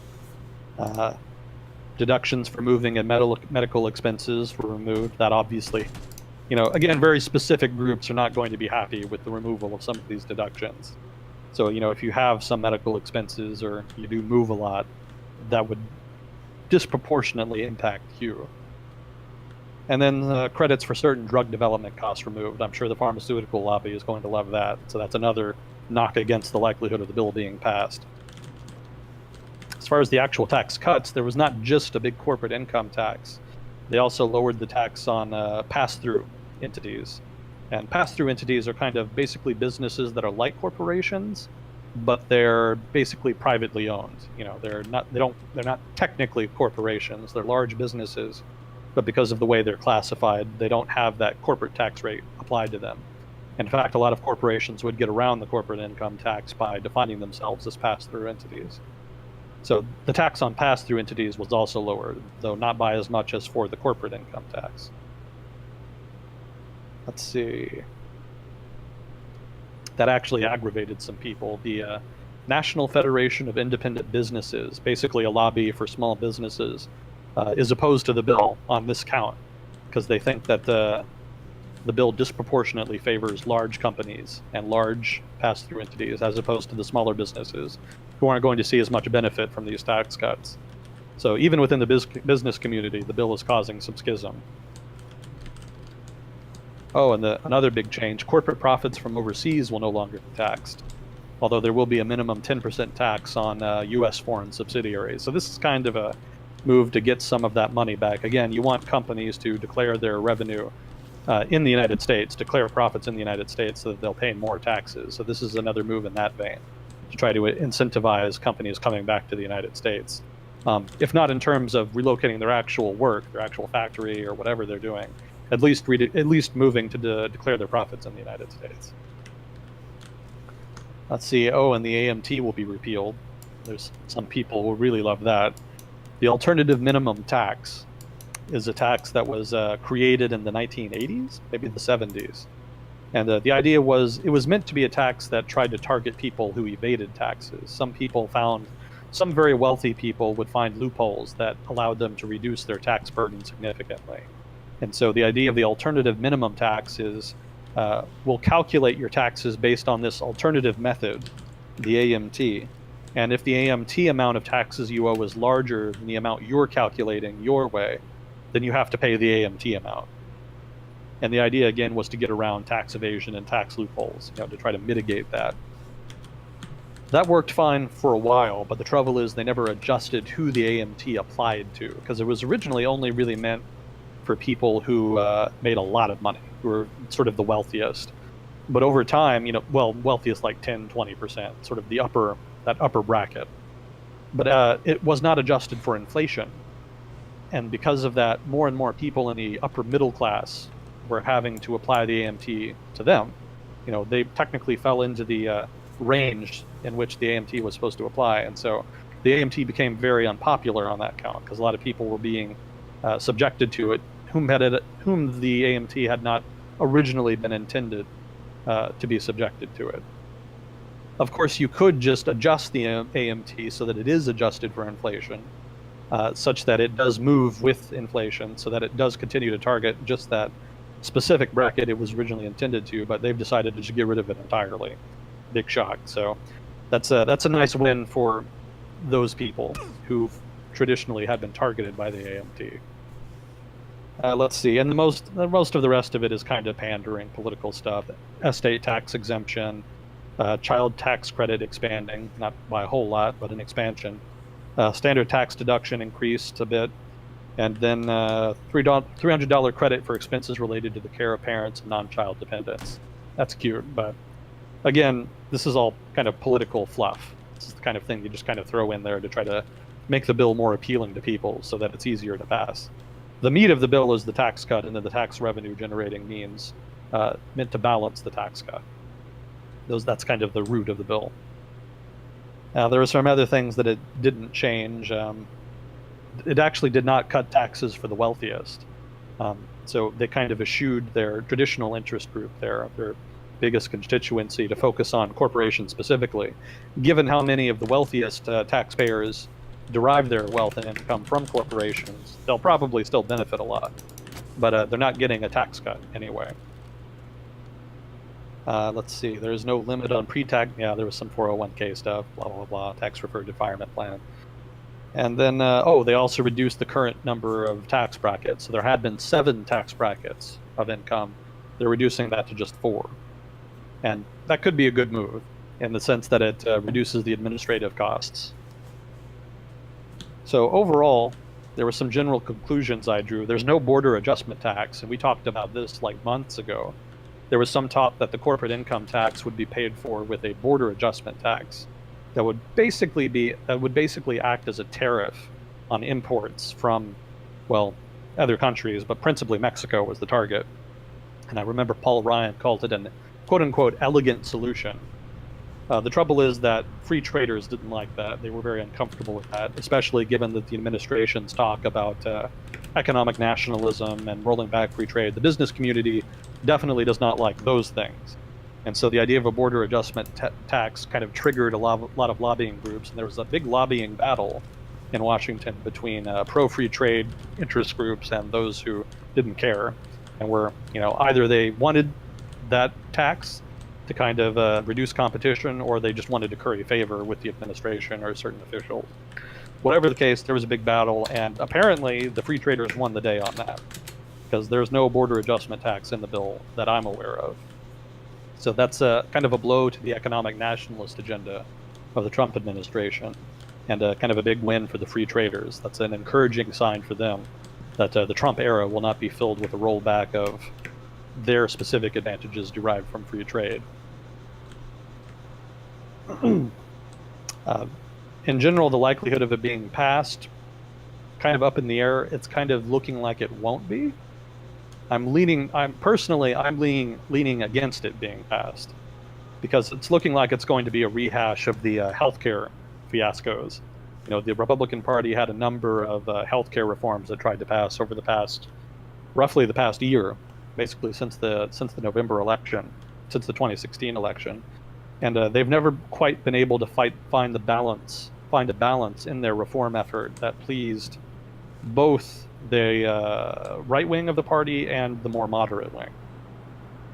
And because they were never able to quite square that circle, all of those reform efforts kind of floundered.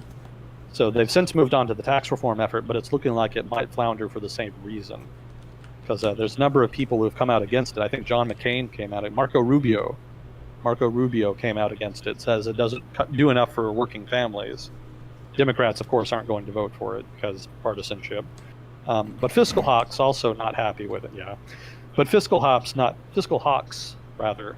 Those people who don't like fiscal deficits, who don't like deficit spending, they're not really comfortable with it either, because it's probably going to raise deficits over the long term.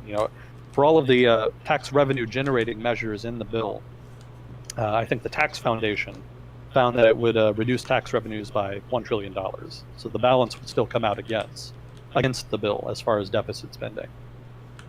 So the odds are not in their favor, it would seem. There's a lot of elements that are kind of going against them. So they may not be able to get it passed. Again, kind of too early to tell, and I'm not like super into politics. I'm not, reading Washington news and what's going on there every day, like a proper political analyst probably would. Well, But from what I've read, it's not looking good for them. we've talked before about the overlap between people cheering for political parties and sports. Do you think that sports networks should cover Republican Democrat battles? No, because it would be too boring. Oh, shots fired. That would be like C-SPAN.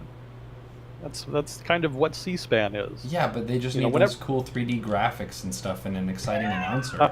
That's That's what C-SPAN needs. C-SPAN just needs some amazing, enthusiastic commentators, and then it'll be the coolest stuff to Need watch. some Vince McMahon in there. Yeah. Need to come in there and start running it for them, teach them how to do it properly. Yeah, maybe, but to a degree, we already have that though. That's basically what Fox and MSNBC are, right? Mhm. That's your partisan cable news outlets that focus on catering their news coverage to one certain perspective, Yeah. trying to capture that market, that audience. Basically, that's what they do. I mean, most of those television shows and political pundits and pundit shows and political talk shows of one sort or another, all of those on there are basically exactly that. They're just sort of spiced up commentary about the battle between good and evil. Mm. So in a way, they're actually already doing that. And it's exciting if you're really into that, if you have a lot of conviction for one side or the other, one ideology or another. That can be very enthralling and exciting, or outraging, enraging rather. Generally enraging more than exciting, probably.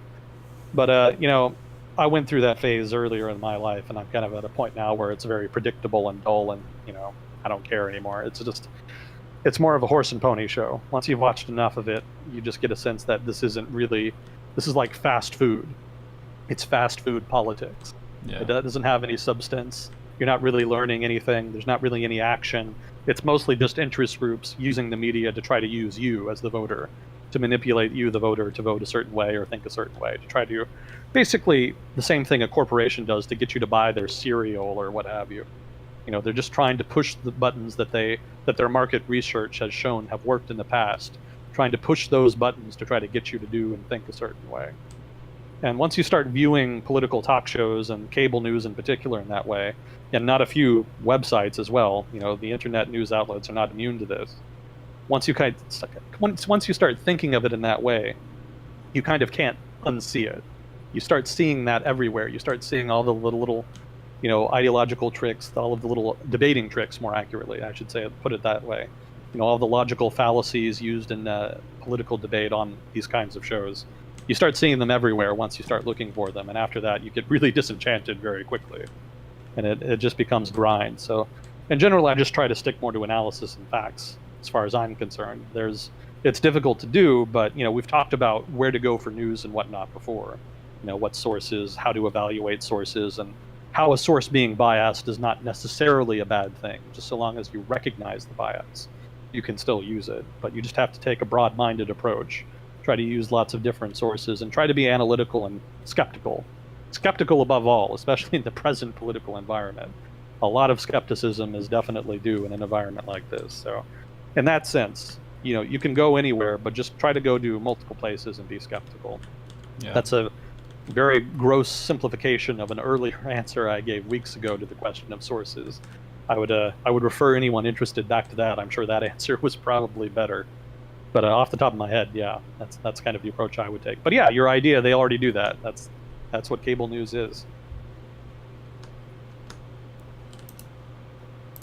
Let's see.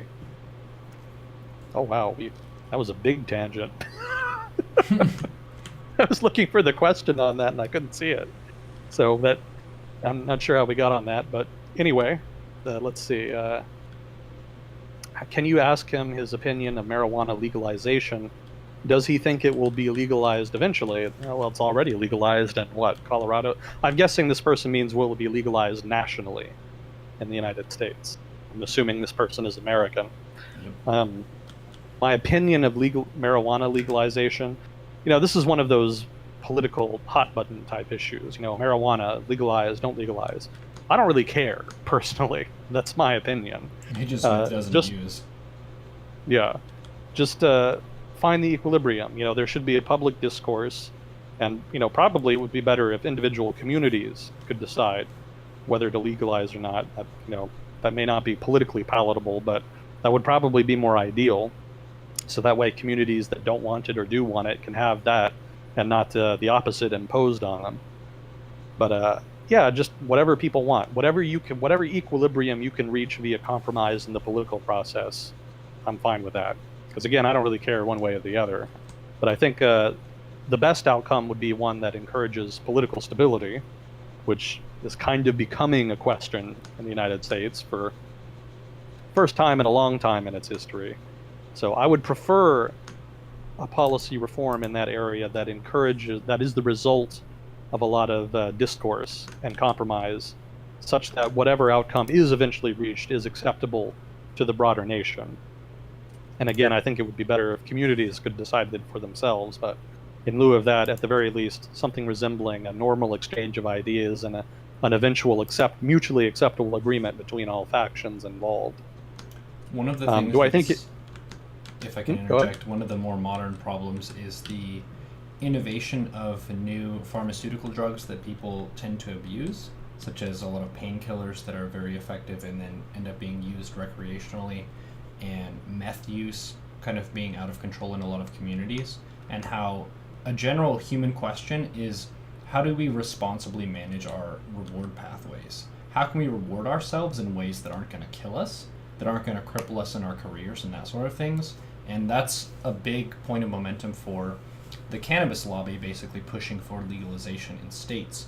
They're saying that this is something that's not going to kill people. It's, for the most part, safe.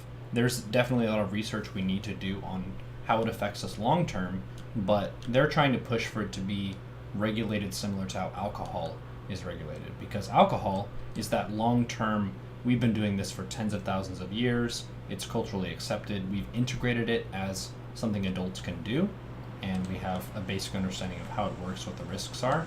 Whereas with cannabis, it's put on par with like cocaine and stuff, which is ridiculously strong as a substance.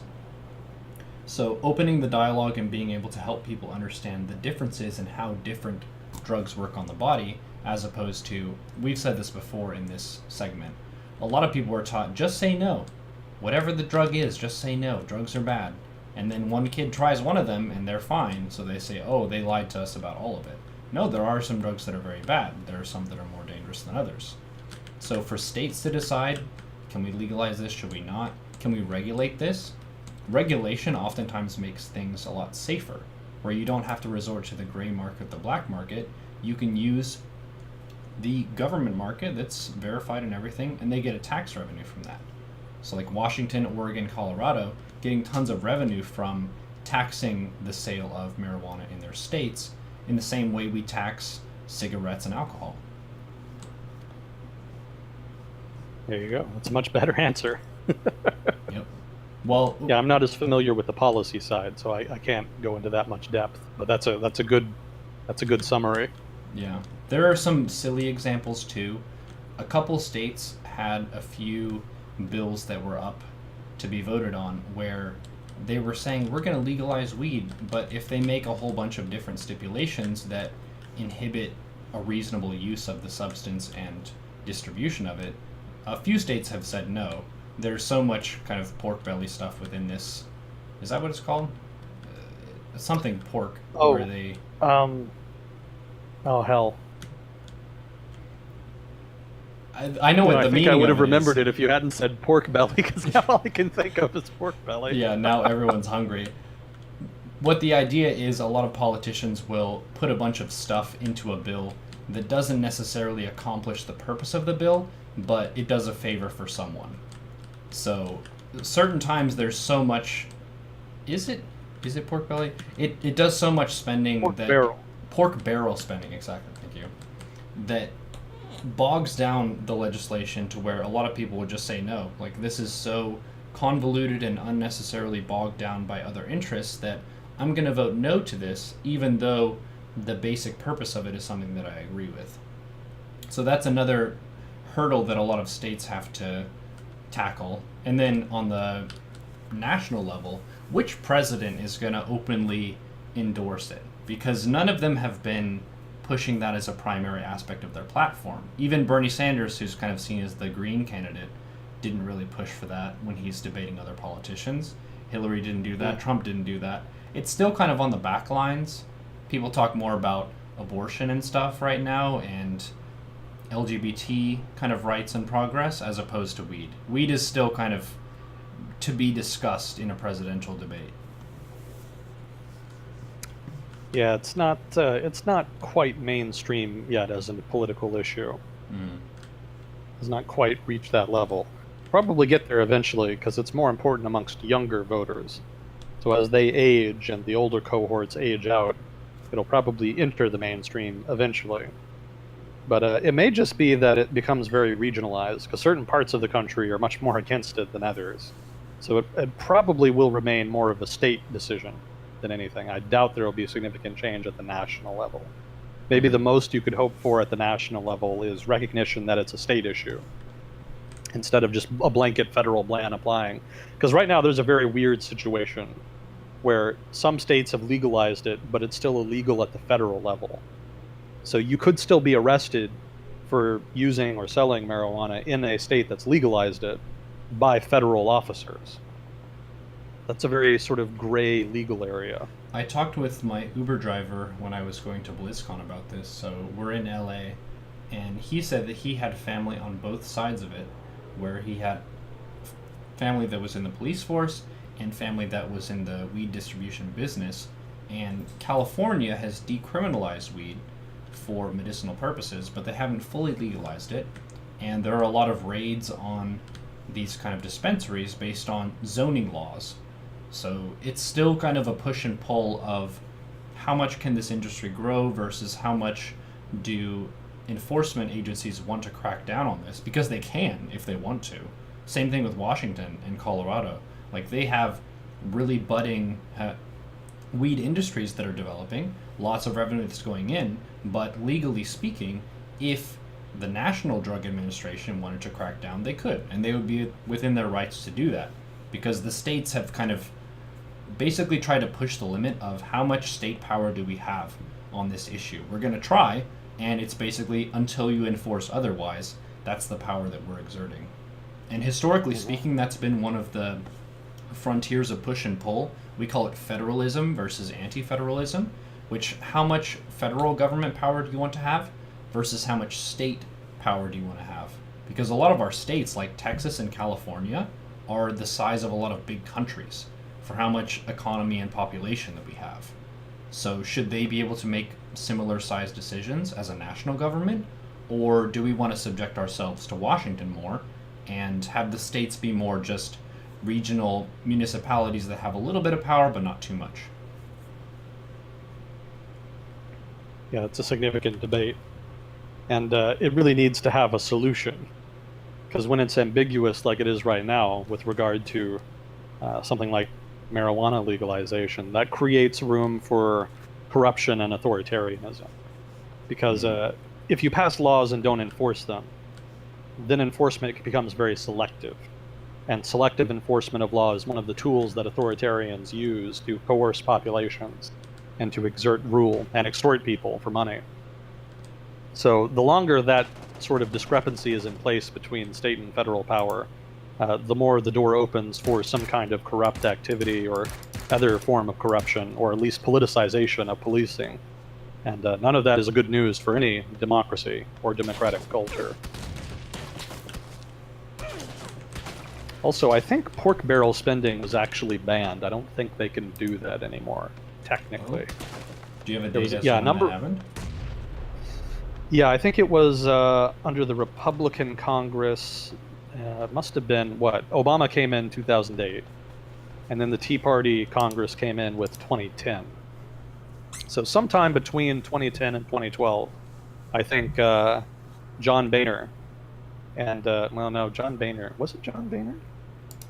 I think it was John Boehner. He was the head of the Republicans in the House of Representatives at the time, I think. And I think they voted to, they passed some rule that you couldn't do pork barrel spending, that you couldn't do add-ons on bills that were just pork barrel spending like that. So I don't think they've been able to do that for 7-8 years or so, something in that range. I'm not entirely positive on that, but I do remember that coming up, and they did pass reform to that effect, which has been probably bad. It sounds good to stop the government spending money frivolously on these sort of projects. The famous example was, you probably remember this, Neuro, the Bridge to Nowhere in Alaska. Mm. That was a senior, I don't remember what his name was. There was a senior congressman, a senator from Alaska, and he'd been in, the Senate for 30 years or something. And seniority means a lot, the way the rules in Congress are written. And he wanted to build a bridge in Alaska to connect some island village or something to the mainland. But there wasn't really anything on the island. That was the thing. It wasn't even an island village. He just wanted to connect the island to the mainland. So there was this expensive bridge connecting the Alaskan mainland to this island, and nobody really understood why. And I think there was some nominal reason for it, but it was used as an example of how wasteful pork barrel spending was. It was just kind of spending for the sake of putting money into a community rather than any particular purpose. And so the GOP did move against that, I think, in that 2010 to 2012 timeline. I hope I'm remembering this correctly. And one of the problems with that is that it removes lubrication, so to speak, in the political discourse and political negotiations in Washington. If you reach a point of disagreement, if you reach a point where somebody isn't willing to vote for something, or where no compromise can be reached, pork barrel spending was one of the ways that compromise could be reached. You could say, well, I'm kind of opposed to this, but if you vote for this thing for me to put some money into my community, I don't have a problem with it. So by removing that lubricant, you actually made it harder to reach compromise. And that's part of the reason, definitely not the only reason, and probably not a major reason, but it is a contributing factor to how partisan and gridlocked Washington politics have become at the federal level. So some random trivia for you, basically.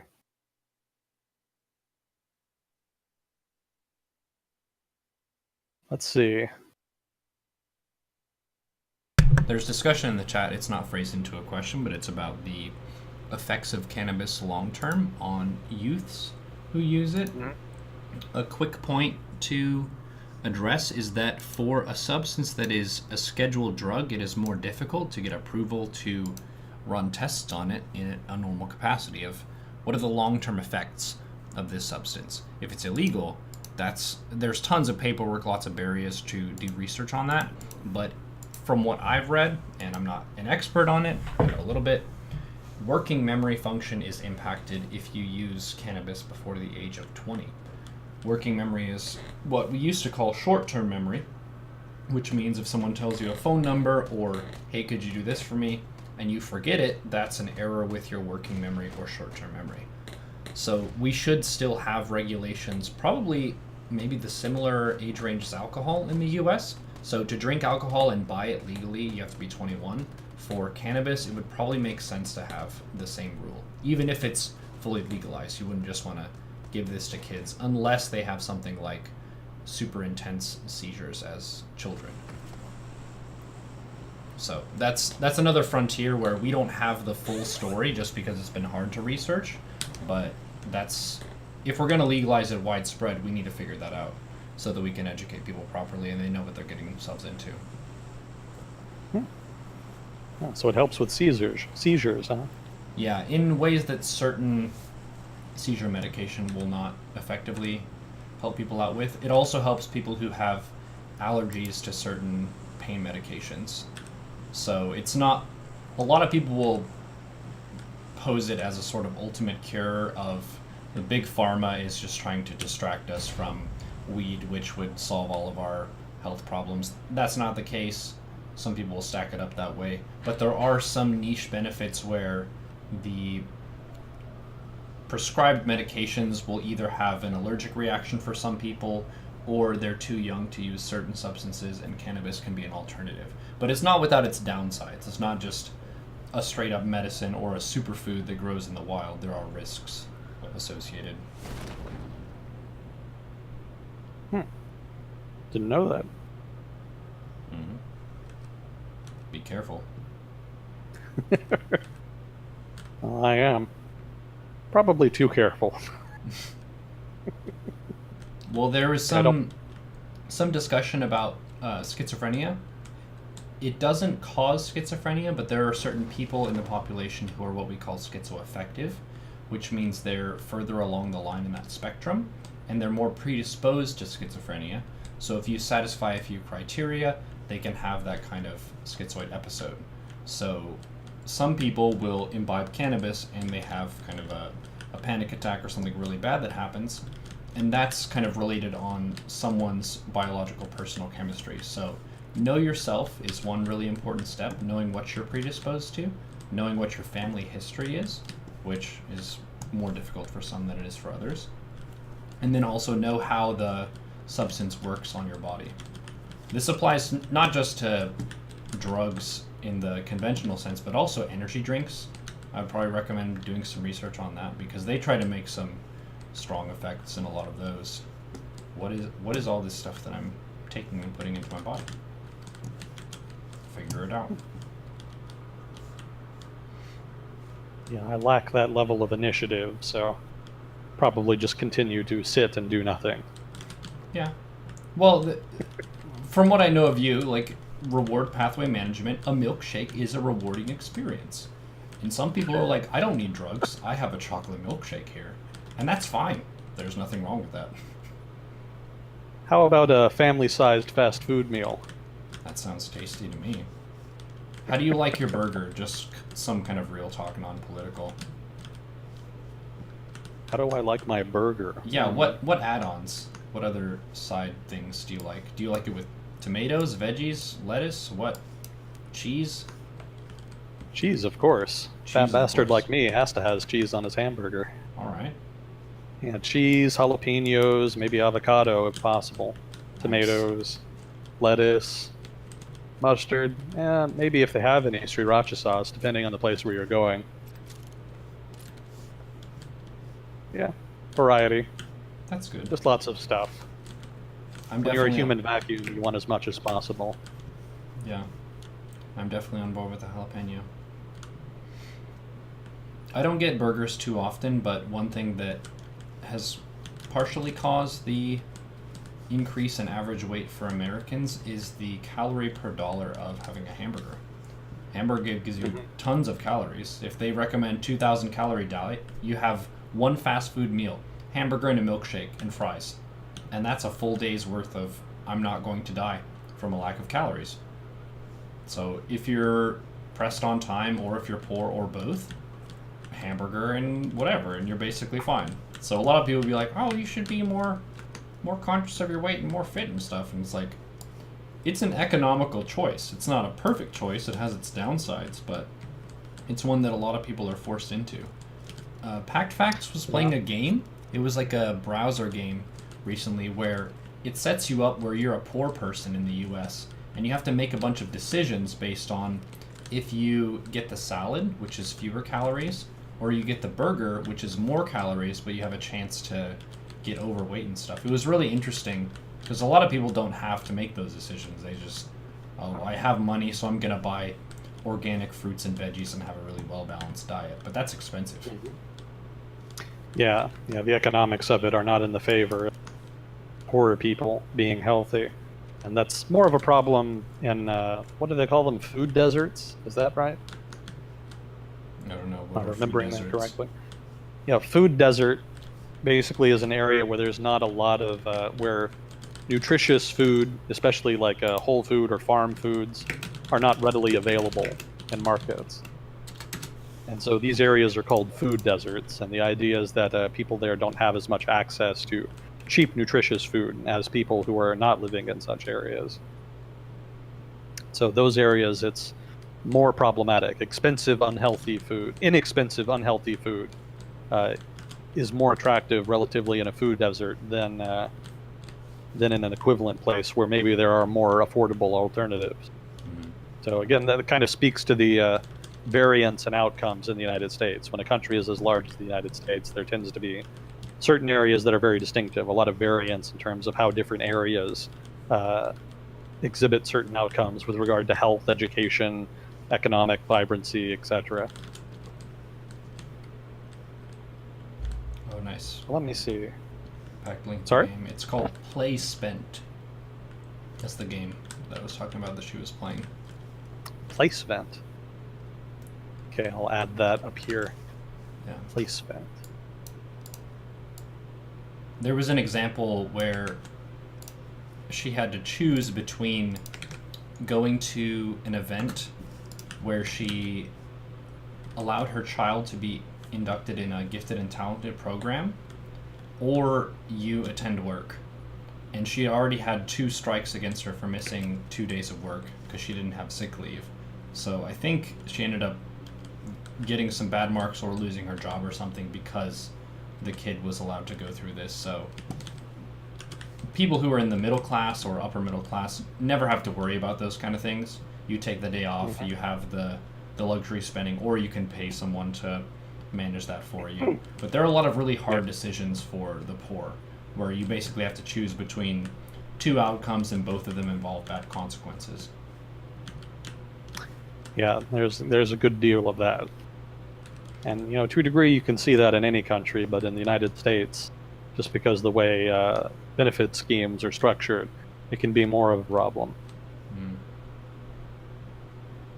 Yeah, that's kind of the downside of having a emphasis, a preference for open market. That's more kind of survival of the fittest in a way, and that tends to disproportionately impact those with lower incomes. It's not to say that there's no upside. I'm just saying that's one of the costs.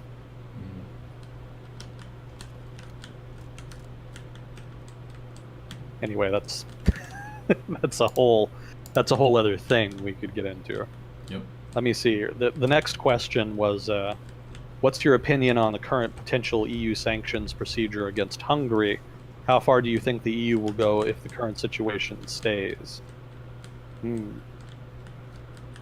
Yeah, I don't remember. I don't think that's a recent thing, though. I don't think that I hadn't heard about any new sanctions procedures. I remember I even had it in my notes from, it's probably several months old, about Hungary had a case that they filed against the European Union, I think. And it was over the migrant scheme. And I think the idea was basically the temporary emergency measure to allocate quotas for countries to receive migrants was not legal.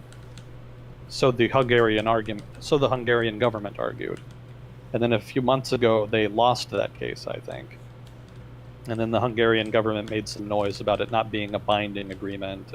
Well, not being a binding ruling, rather, the court result not being binding. And then the European Union basically threatened them with sanctions if they didn't recognize it, and threatened them with further legal action. Not sure. Trying to find it here. Yeah, here it is. Sued the EU Commission. They sued the European Union Commission, which is like the executive branch of the European Union, over the quota requirement. And their argument rested on there's a terror threat, which means basically their argument against the quotas was predicated on there being a terror threat, procedural problems with the decision to implement the quotas, and then also they noted that the program had not been passed unanimously. Generally, big programs have to be passed unanimously in the European Union bureaucracy, but they've kind of started to hew away from that a bit. And the unsurprising result, is a lot of contention and legal action on the part of states who did not vote with the rest of the members. Yeah, Hungary was afraid that let's see here. Hungary was afraid that the EU might make the migrant quotas permanent, because technically they were temporary; they were emergency quotas, and there was a fear that they would go on to make them just permanent. And they were already opposed to even the temporary measures, let alone a permanent policy implementation. And let's see, they had been threatened to be referred to the European Union Court of Justice for punishment and possibly a heavy fine. I don't think that ever happened, because this I think was way back in like June, and I never heard any follow-up to that, so I don't think Hungary or the European Union has kind of done much with that since then. Might be wrong. Again, please comment in chat if otherwise. Let's see. I advise you taking majority rule, that was unusual, underlines tensions. Oh yeah, well, in general, it underlines tensions between the European Union and Eastern European and Central European states who are more skeptical about the whole migration issue, as opposed to, say, Germany or some other certain countries that are more comfortable with the idea of taking in migrants. Obviously, Germany's changed tact quite a bit over the past year or two with regard to migrants, certainly since the election happened. So I don't know. I think that's kind of deflating as a big issue, the migrant issue specifically. It's kind of de-escalating as a major driver of contention in European politics. It's not to say it hasn't gone away, and that there isn't still some problems there with issues related to migrants. Kind of what I think is called the identitarian movement in Europe. That's kind of an offshoot of the migrant crisis. That sort of represent the broader discomfort, not just with migrants, but with the European Union politics as usual. There's a sense that European Union politics has become too hegemonic, that more power should be devolved to states, or at least stay with states. They don't want the European Union to keep growing indefinitely. So that movement has kind of taken off and introduced a new sort of pole, a new political set of political issues into European politics. I hadn't read anywhere anyway that the European Union was moving forward with sanctions. At least I hadn't read anywhere. So I'm not sure as much about that. I guess I would have to look it up, because I hadn't heard anything on that for several months. As far as I know, there's no pending action in that regard. There could be, because I don't think Hungary has long-standing issues with the European Union that go beyond just the migrant issue. And I suspect that if sanctions were applied by the European Union, it would regard not just the Hungarian government's refusal to submit to the migrant quota issue, but also broader issues with civil society generally in Hungary, specifically with the Orbán government and its ostensible dedication to illiberal democracy, as he's called it. If you don't know about Viktor Orbán in Hungary, he's a populist, for one. He's sort of center-right to right-wing, well, probably more right-wing. He's a right-wing populist in Hungary. And he won power in an election that came after the center-left and center-right had discredited themselves in Hungary over a series of scandals that had kind of played out over the previous few years. And since Orbán has been in, he's been very popular, but he's also taken a lot of populist measures against people like the Roma community in Hungary. He's attacked institutions like the American university, that George Soros funded university in Hungary, and then just a lot of little things that kind of undermine civil society and entrench the rule of his political party there in Hungary. And the European Union has never been particularly comfortable about his style of government. He even came out and said that he wanted to model Hungary after the illiberal democracy in Russia and China. I might be getting the exact quote wrong, but roughly that's what he was saying. He wanted to make Hungary into more of an illiberal democracy rather than a liberal democracy. And the European Union has never really known quite what to do about that, or even if it should do anything about that. Nominally, to get into the European Union, you have to meet certain standards of democratization, but there was never really any thought about what to do if somebody reneged on that later.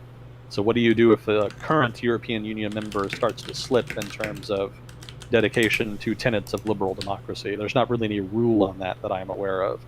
So Brussels has kind of been in this uncomfortable position where one of its members is flirting with illiberalism, but it doesn't really quite have the tools to do anything about it.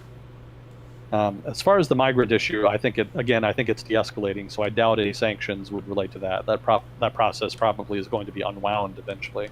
But there could still be sanctions relating to the overall illiberal trend in Hungary, as far as civil society goes and certain political reforms that have happened there. I don't think Orban has done anything particularly dramatic in the past year or two, though, and he doesn't seem to have anything on the horizon. I haven't read anything about anything happening really controversial in Hungary lately, anyway.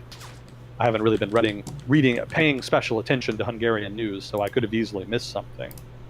But as far as I know, nothing too dramatic there, other than the American university thing that kind of played out over the past 6 months or so.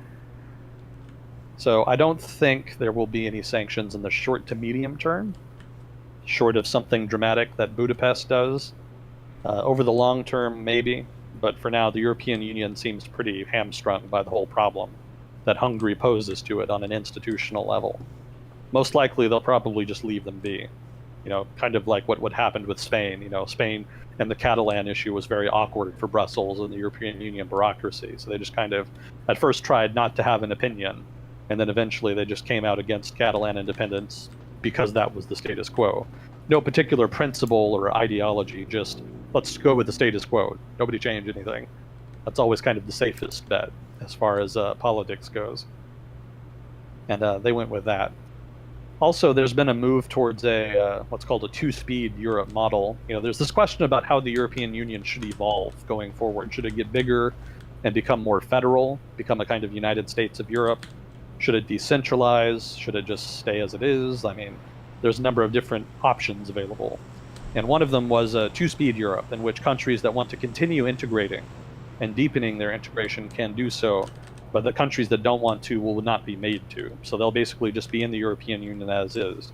Those countries that don't want further integration will stay in the European Union as is, but they won't participate in further efforts in integration, which will be done kind of at a bilateral level or maybe multilateral level amongst that group of countries within the European Union. That's a very flexible approach that kind of pleases everybody in a sense. So that's probably the most efficacious approach to dealing with these kind of divisions within European society. Some people are not comfortable with it. I think the Polish government is against it because they're afraid that the countries that integrate further will get special privileges and treatment that will disadvantage those countries that don't. That's kind of true, but it's also kind of irrelevant because you can't really argue that the European Union should not continue to grow because you value sovereign rights and then complain about other states exercising their sovereign rights to integrate further. If they want to, they can do so. That's their sovereign right. So it's kind of a double-edged sword for Poland and other like-minded countries. A two-speed Europe kind of pleases the Western Europeans and those that want more integration, but it also disadvantages them in the sense that it could create an uneven playing field economically, in so much as those within that core European Union group have a more freewheeling economy, have a more open, competitive economy, whereas those outsiders that stayed in the European Union as it is now will not have that advantage, and they may be locked out competitively to a degree. So they don't want it, but they don't really have a way to kind of pressure other European Union members otherwise. There are countries that want to integrate further, but Poland and other like-minded countries don't have any means to leverage them not to, because they're not that economically powerful. But then they also lack the sort of rhetorical, political tools to do that. They don't really have a good argument against it, why individual countries can't go and do it on their own. I guess Poland could argue that it's unfair and that they would leave the European Union, but that would leave them in an even less competitive economic position than they would be if they'd stayed in the European Union and competed with those more integrated countries, rather. And also it would put Poland in an awkward position where it was diplomatically isolated. And Poland historically has not done very well when it was diplomatically isolated. So that's probably not a very attractive proposition for them, economically or strategically. So this is kind of a meandering answer to what was a simple question. I don't know about any present sanctions or sanctions procedures or potential EU sanctions procedures in the process against Hungary. If there are, I doubt they'll go anywhere, because I doubt the European Union has the conviction to do anything with them, or even really has the legal grounds to implement them. The only thing I could think of is the migrant issue. And again, I think that's kind of on the way out as a major schism in Europe, at least barring a huge blow up, another influx of migrants, or some dramatic action on the part of Budapest or some other country reticent about migrants. So that's my rough prediction.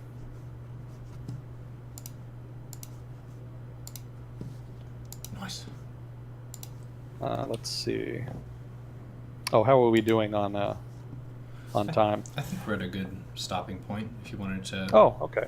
give a note or something, like a interesting fact you learned for the week, but aside from that, it's like 5 minutes. Can I share a Trump quote? Do it.